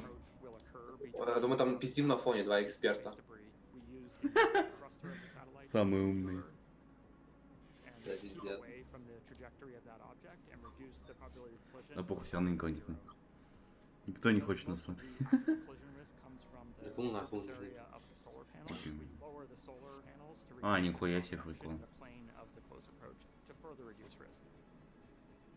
On Starlink, I'm also excited to talk about a program we call Stargaze. Cameras on the satellites looking up into space, measuring the star field. You can imagine 10,000 satellites staring up into space and detecting all the objects in low Earth orbit. You effectively almost have a real-time view of what's happening in the low Earth orbit environment. So we began detecting objects and fitting orbits to those objects, and currently we're tracking about 50% of the objects with perigees below 600 kilometers. This project has opened our eyes a bit to the activities that are occurring in space that are not being published. So we have many examples in Starlink satellite footage where an object came within tens of meters of a Starlink satellite, yet this was not predicted. This is extremely concerning because this type of incident could have resulted in a collision. Last year we flew 165 missions to space. As an industry leader, we would like to create a community where all industry providers share data back and forth. They tell us where their spacecraft are, they track their spacecraft as soon as they're deployed, they make them available to others so we know where everyone is. You know, there's some thought that if I keep my satellite position confidential and I don't share that with anyone, no one will know where my satellite is. I think that's really fictitious. So we at SpaceX, we've taken the opposite approach. We publish all our data, we put all our ephemeris data out, we show where our satellites are, we show where we're maneuvering, and I think we're now showing the industry that there is no competitive advantage by not sharing your data. We're demonstrating to the outside world what good practices are. We as an industry have a tremendous obligation at this time, at this formative state, to actually communicate with each other, share best practices, and be good stewards amongst each other. It'll make us better as an industry. It'll give us an industry Я не кумею, that что он говорит. will continue to Не, grow, английский, низкий. continue to innovate, and help every company to grow Слова and слова generate revenue. У тебя еще и хуй низкий, кстати. To maintain safety in low Earth orbit, it's incredibly important that we work together as satellite operators and are very transparent in the activities that we are conducting. I think that an irresponsible satellite operator is one who either doesn't know where their spacecraft is or it's Я пошел покорять 9-й этаж. broadcasting that to the Давай, world. топай. Space is big, but operators are not always predictable. We want to enable other missions, the moon and Mars and interplanetary exploration. So ensuring that activities like that can persist for the duration of humanity is incredibly important. You know, fundamentally, I think the message to operators is to be transparent about what you're doing in space, you know, transparent about where your satellite is and where it's going, and make sure you have the tools to ensure that that information is accurate all the time.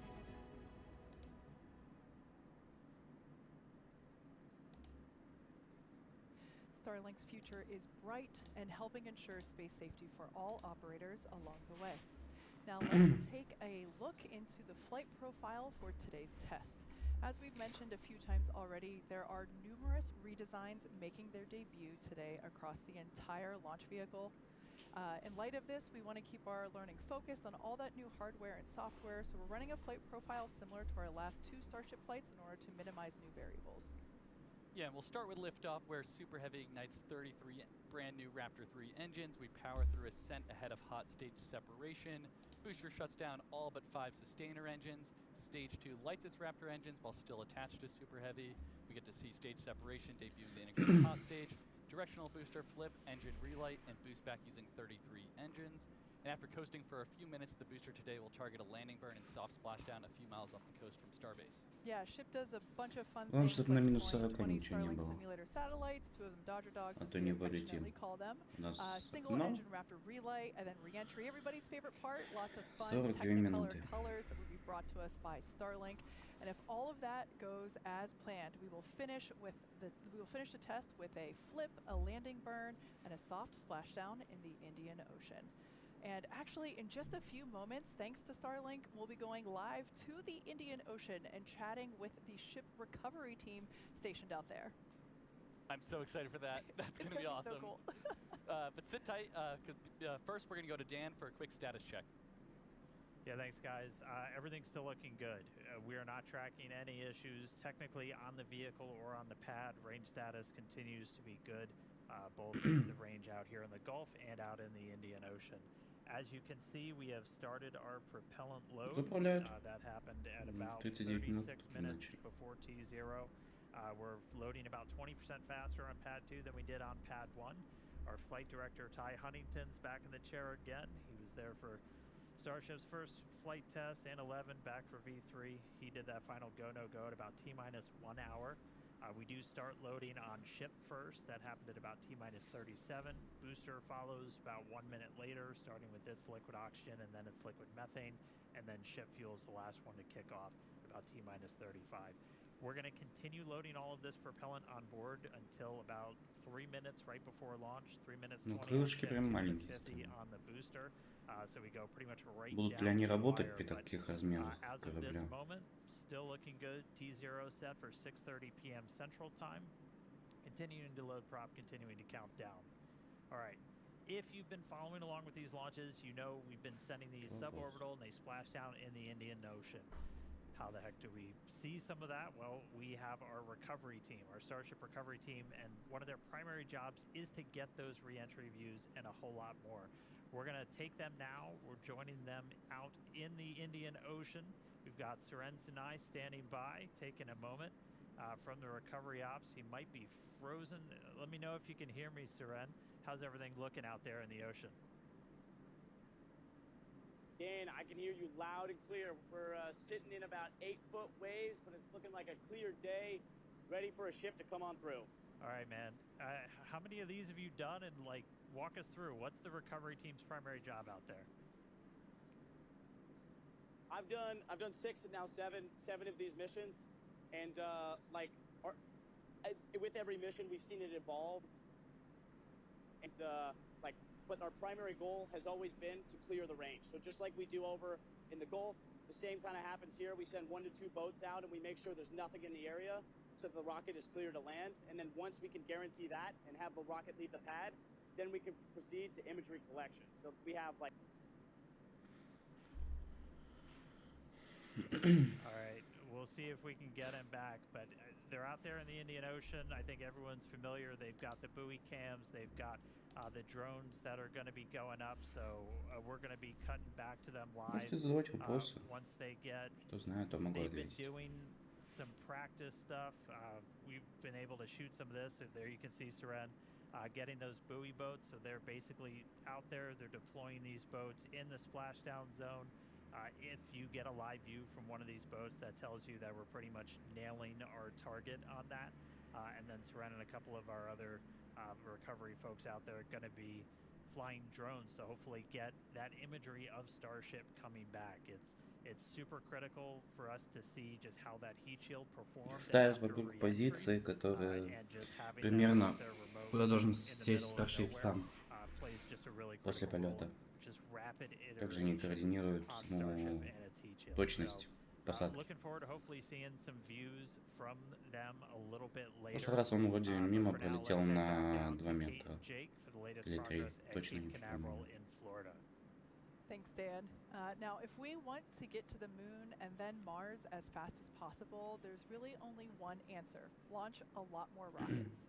Yeah, to do that, we're going to need a few more launch pads and support buildings, which is exactly what we're working on over in Florida. Звук на трансляции нормальный, если что. Space Shuttle, Launch Complex 39A has flown 126 Falcon missions since SpaceX reactivated the pad in 2017. Yeah, it's crazy that it's that many. Fun fact, I actually hosted the live webcast for our very first launch at Pad 39A, and it was so exciting to see that come back to life. It's also exciting to see how today, almost 10 years later, the ongoing construction and development that will bring a second launch tower to Launch Complex 39A. You can see it ongoing there on your screen. 15 минут. It's designed to Ну, у нас expand главное our это capabilities минут to 40 support секунд. Starship launches in the Если future, while да, нет, also continuing to там support уже будет Falcon Heavy подтверждение. missions from the original Apollo shuttle Falcon launch tower. Yeah, and we're also building a Starship launch pad Сейчас at его Site заправляют. 37. And to support the uptick in future launches, there's Gigabay, a giant assembly and maintenance facility designed to prep Starships ahead of Florida launches. And when complete, this huge structure aims to hold 24 work cells in over Вообще, как сам Илон Маск говорит, что Старшип, по большей части, это нужно для строительства и запусков не то что спутников, а дата-центров. В космосе же светом всегда светит, так что солнечные панели — это дешевая электроэнергия, можно сказать. Who has Starship Vice President of Engineering Bill Riley, our favorite webcast visitor, to talk about the Большая выработка также. А если еще найти способ, как передавать это на Землю, так это вообще бесплатная энергия для него будет и доход. More than 50 years. I personally was wildly caught up in it. I don't know how you felt about the whole thing.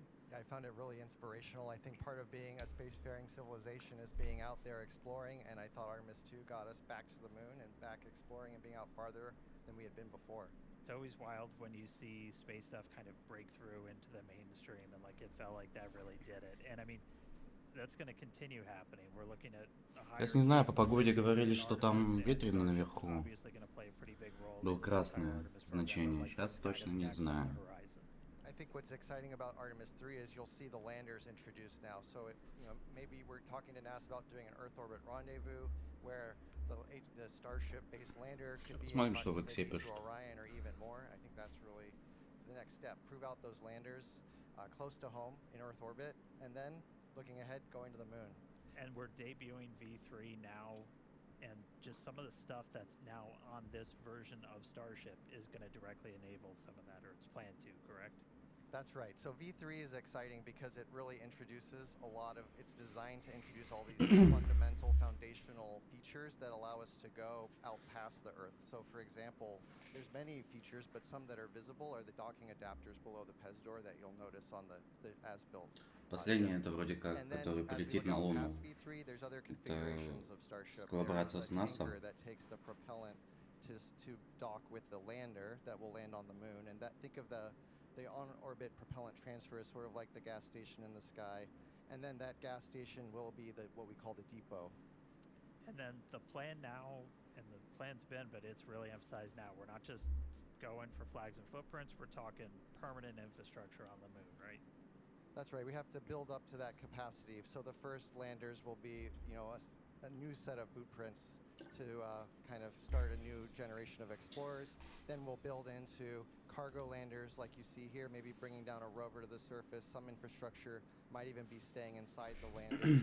And then as we look to an even brighter future, having a permanent presence in a... Как говорится, сначала освоят Луну, потом уже Марс. Так что до 30-го года точно на Марс не полетим. Тут бы хотя бы просто взлететь уже был бы рекорд. Absolutely, it's literally the next planetary body we need to get to. So. All right. Well, thank you so much, Bill. I'm gonna let you jump back in there as we get ready to launch this rocket. Thanks for nerding out on the moon with me for a couple of minutes. Точно не знаю, но нас уже вроде как делают тесты по производству кислорода из этой Земли лунной. I got to catch up with that mission commander from that Chun Wang. He was visiting one of the most remote places on the planet, and he had some exciting news.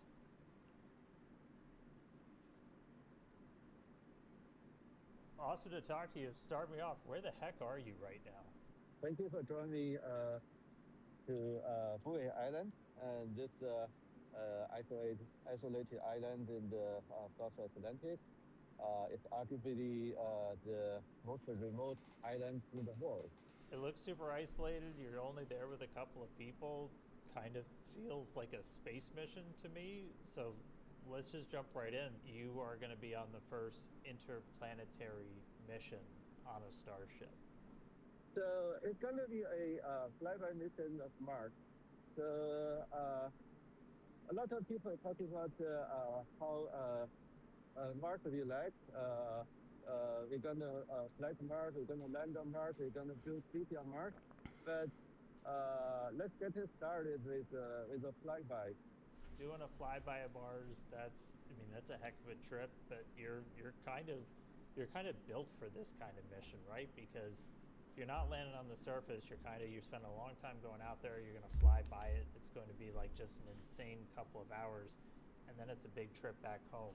How are you kind of built to handle this kind of a journey? This actually my style of spiral. I can stare at the map view on airplane all the way from takeoff to landing. So I think I'm enjoying the trip. So it's not just the Mars flight, you're also going to be taking a trip around the moon, right? So kind of do that step before heading all the way out to Mars. Yes, because even though it's just a flyby, it will try a lot of things that never been attempted before. How do you kind of see these types of missions in kind of the grand scheme of everything? It will light the fire. It will ignite imagination, and it will build the momentum. After we come back from Mars, we'll have an opportunity to take some real pictures of Mars. Mars will no longer become a distant place. It will become reality. Well, Chun, thanks for calling in from the other side of the planet. Super cool location, super cool to talk to you, and exciting. You're gonna get on Starship, you're gonna go around the moon, and then do the first flyby of Mars. It's insanely exciting stuff. Yeah, looking forward to that.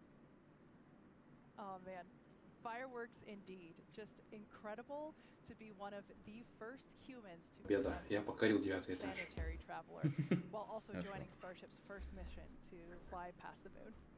Yeah, Chun is certainly a one of a Нам тут kind какого-то китайца показывали. And it's even Который more примерно exciting полетит на Марс. everyone can join a future Starship mission.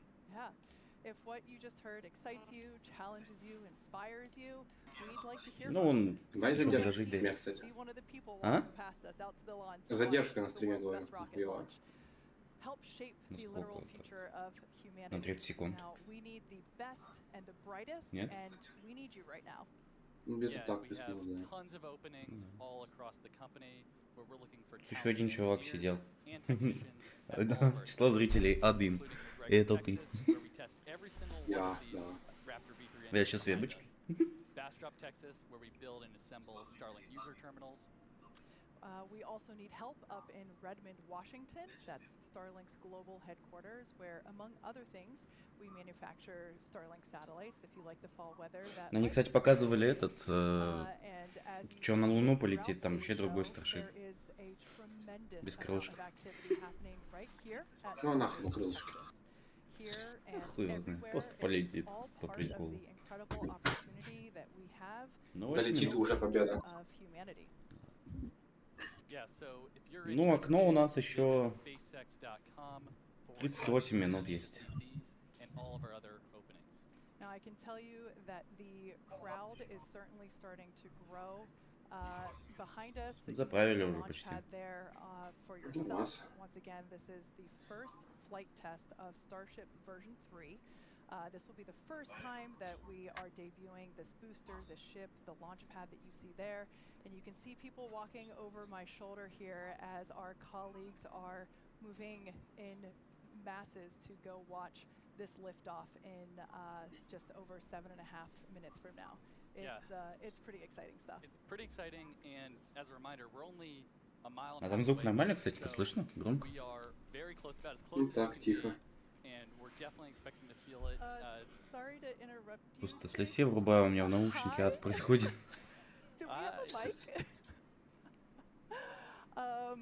Hello, for those of you that might not know. Ты, кстати, разграничь как-нибудь видос и наш с тобой пиздёж. Oh my gosh. Как его сделать? What do you think the Barbs are going to say when they see you here? Как at это Starbase? сделать? Я просто шифрейший. Ну, он так разделен. Не, типа я на видосе They're слышу, gonna be как я там пизжу excited, на and they're фоне. probably gonna want to come themselves next time. I mean, anybody can А, ты come имеешь в виду and так, watch всё the понял. launches. It's super accessible to the Really? public, so we welcome that. Ща попробую. Okay, Barbs, come on down because this is a lot of fun. I'm excited. Is it about to happen at any minute? So you see that number right there in the top left corner, 6.5 minutes. 6 minutes left? Yes. Oh my gosh, but Yes. this is historic. This is a major moment, y'all. Yeah. It is. Is this your first rocket launch that you've seen live? Yes. Wow. Нет. Wow. How do you feel? Very, very excited. I'm happy it's a good day. It might be like, I just noticed your shirt. You've got the right swag. I love this shirt. It's a great shirt. I have one as well. And it's a great name, Starship. I mean, how did you predict the future? Starships are meant to fly. I do not know. But major shout out to Elon. Elon, thank you for everything that you're doing for humanity. He's the man, for sure. Okay. Well, thank you so much. All right, I'll see We you got. guys We want to later. watch the launch with you, Okay, yeah. so we'll take this back because this is too loud to take outside. Wow, what a moment! And with that, great timing. We're now at 5.5 minutes. This brings us into terminal count. Dan, man, the anticipation is certainly growing here in the lobby and out on the lawn. What is it like up there? Yeah, we are ready to go. We are getting into the final phase of our propellant loading. We Нет are такого. Надо разбить almost тяжело. entirely full А on что ship там, on our громко main слышно, filter что and ли? the header tanks, and we're looking Ну well да, in excess прям of громко. 90% of the booster, so we are looking good.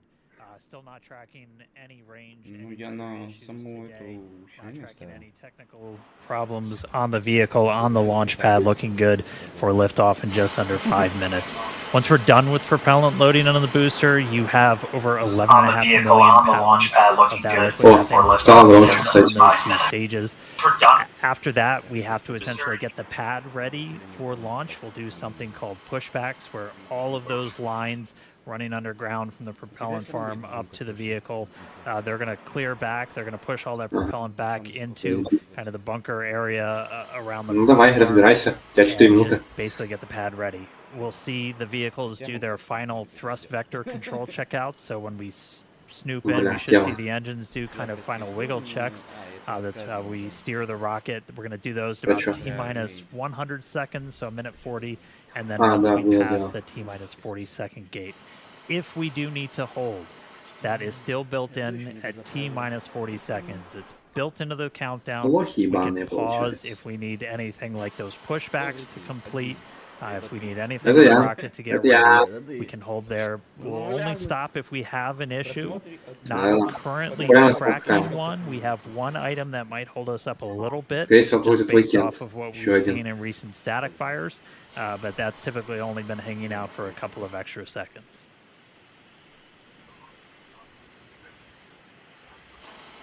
And then once we pass T-minus 40 seconds, a lot of things will happen in rapid succession. Yeah, that moment is called the QD, or quick disconnect vent gate. That's when we clear all the gas commodity lines that connect the pad to the vehicles.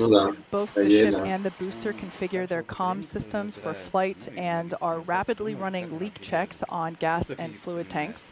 The booster goes to internal power and its engines get their final priming for launch, while the ship's engines begin their ascent bleed profile and arms the automatic flight Ну safety это system. как у этих, блядь, Yeah, кораблей and once we pass обычных, у которых T-minus полая 40 вот эта хуйня seconds, we внутри. still have the Держит на ability воде to с rapidly воздухом. recycle the count under certain conditions back to T-minus 40 seconds and hold there to assess what happened, Ну, в review the принципе, data, один и тот and же. decide if we can proceed again all the way down to T0.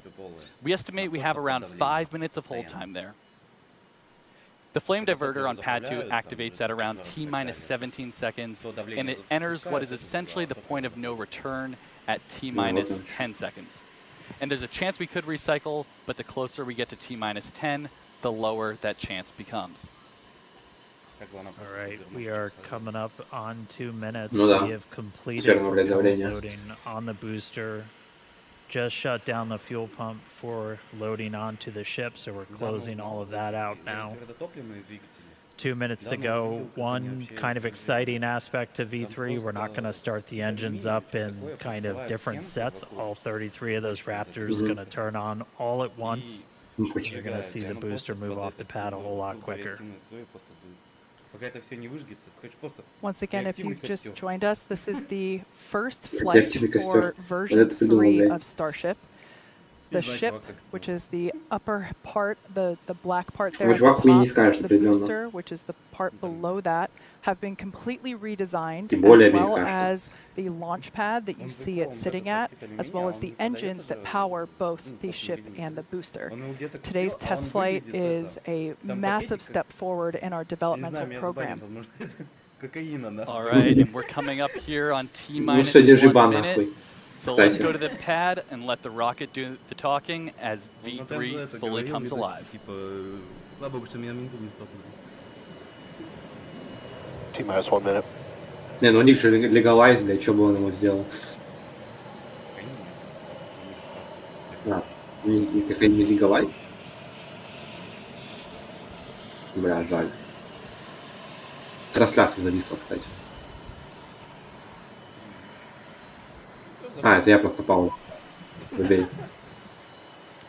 Alright, so we did hit the hold at T-minus 40. Again, this is something that is built into the timeline.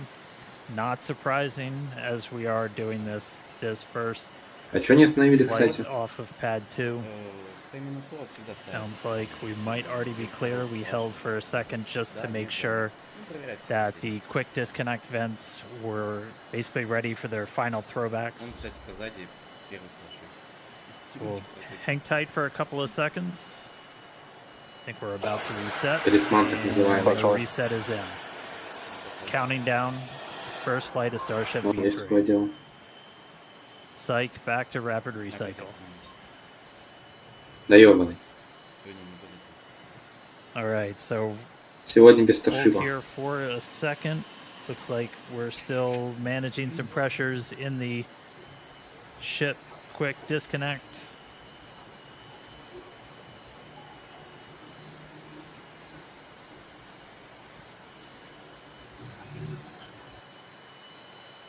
All right, still going to hang out for a couple of seconds here at T-minus 40. Again, not surprising. This is new vehicle, new pad, doing all these things for the very first time. Right now we are holding, looking at some pressures in the quick disconnect, and hold reset, and we're rolling. Ну да, понятно, что не старая, блядь. Flight directors, go for launch. Видел. Back to rapid recycle, so we're going to hold at T-minus 40 again. Ну, такими темпами, конечно, долго до Марса улетать.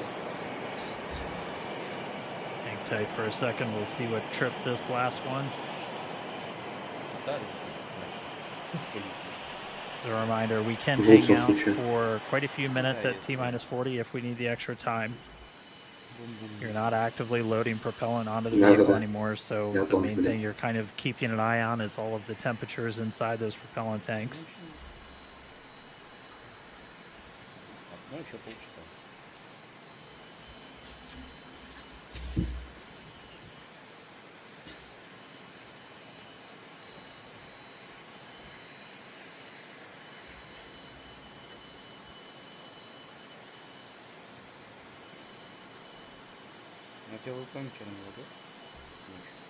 Это было такое, было.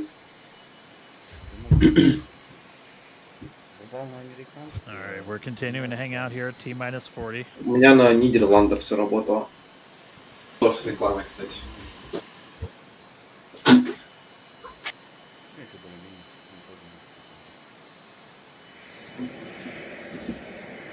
Team's taking a look right now. Они что-то какую-то хуйню сделали, там раньше можно было самому локацию выбирать, теперь автоматом ставится в полуёрк. But that basically just gives the team a, ну, в смысле, вот у нас есть эти дефолтные, типа Нидерланды, США и так далее. Можно было заходить в приложение вот этого ебаное и ставить там, допустим, блядь, какой-нибудь Казахстан, Швецию, там, все дела. Starship and Super Heavy. fully loaded on the pad. Clock is rolling. Давай, ты полетит. 2i30, flight directors, go for launch. Да ёптить. А нет. А да. Сука. Kick back to rapid recycle again. Нахуй, если запуск еще нужен.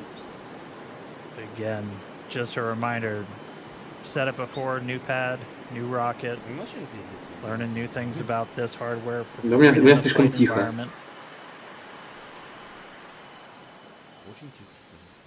Taking a look at some of the sensors. Это я сделал потише, а то там эхо отдается в Arm стрим. Мои manages колонки, the блядь. quick disconnect to the ship.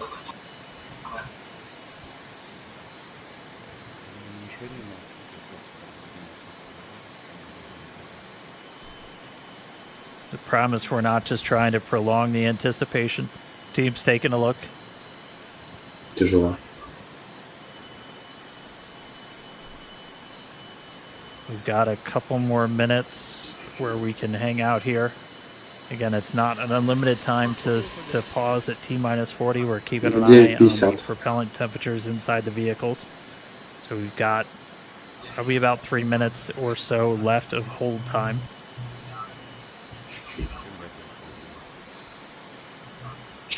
Team's taking a look at the hold that tripped on that arm for the quick disconnect on the tower.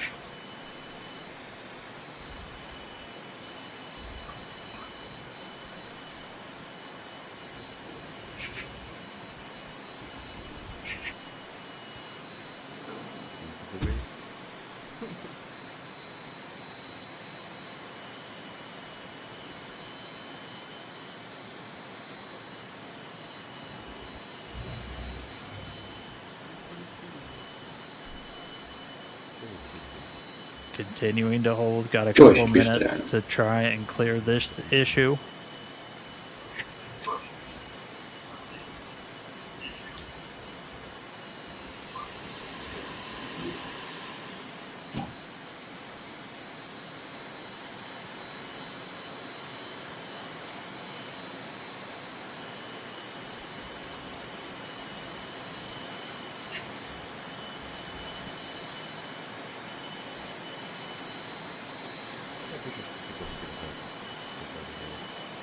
Still holding T-minus 40, still troubleshooting. Я верю, что они полетят обязательно. Рано или поздно. Это чудо случится, блядь. Probably got about a minute or a minute and a half left of hold time.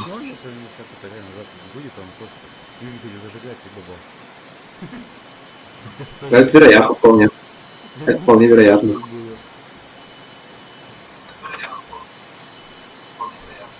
Или развалится опять.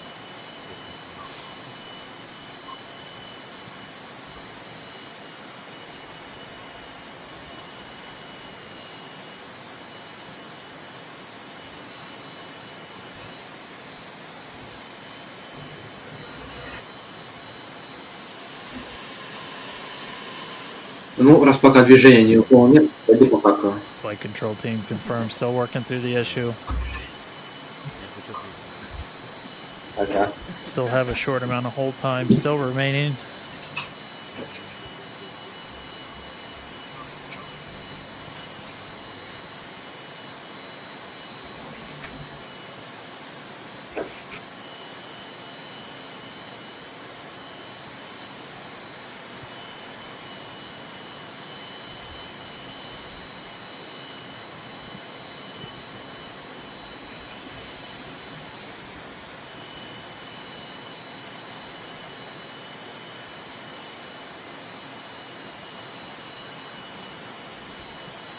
Still holding T-minus 40.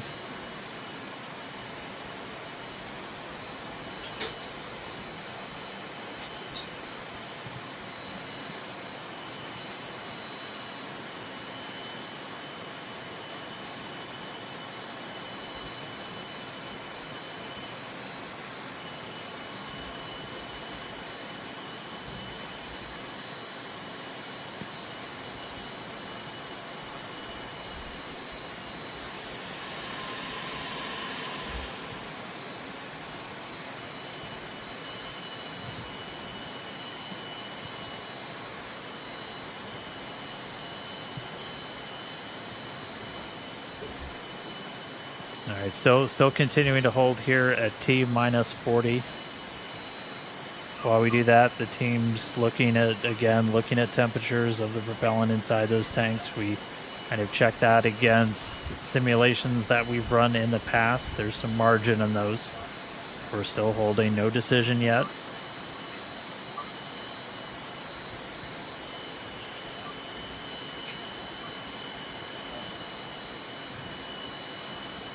Sounding like we have the fix in place.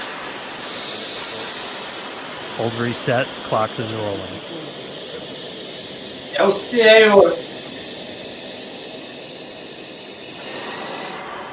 Как и дальше?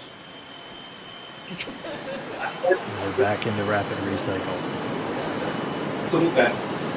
Я только напряг.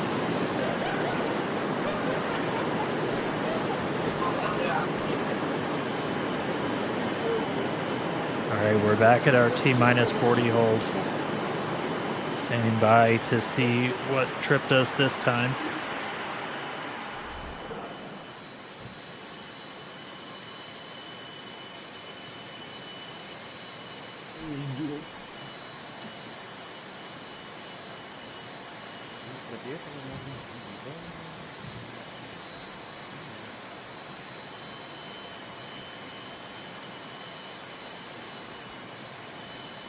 All right, it is sounding like we are not going to be able to clear this issue in time today, so we are going to be standing down from a launch.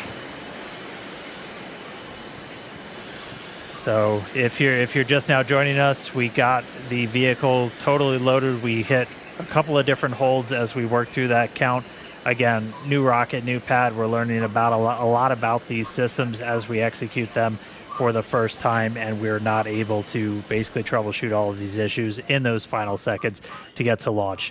But that essentially makes this a wet dress rehearsal. We were able to fully load the vehicles, and we're going to take the time now, figure out what tripped us up before launch, and then actually get into a flight tomorrow. We do have the ability to essentially rapidly recycle. We are expecting to be able to make another flight attempt tomorrow, but obviously stay tuned to our social media at SpaceX on X and our website, spacex.com, for updates. So no flight today. We will give it another try tomorrow.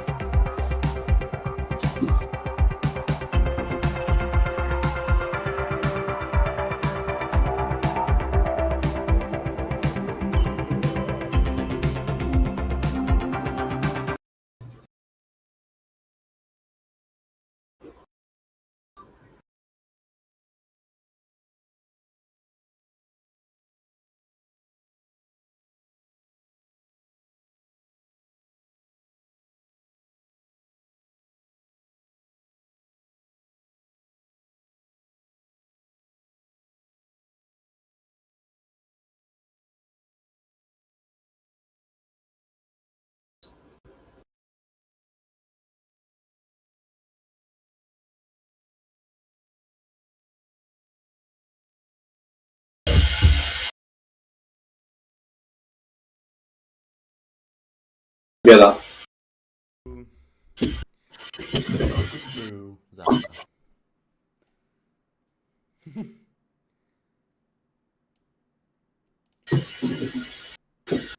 Атомный. Все, мы не летим. Мы не летим? Да, тест сказали, какой-то не прошли. Пиздец. Завтра полетят, сказали. Ну, завтра окно меньше будет. Ну, завтра мне, слава богу, никуда не надо, так что это четко. Главное проснуться. Да, надо проснуться. А ну что, такое-то на остановку, блядь. Давай тупый. Как приду, пойдем по тротуарам, понял? Давай.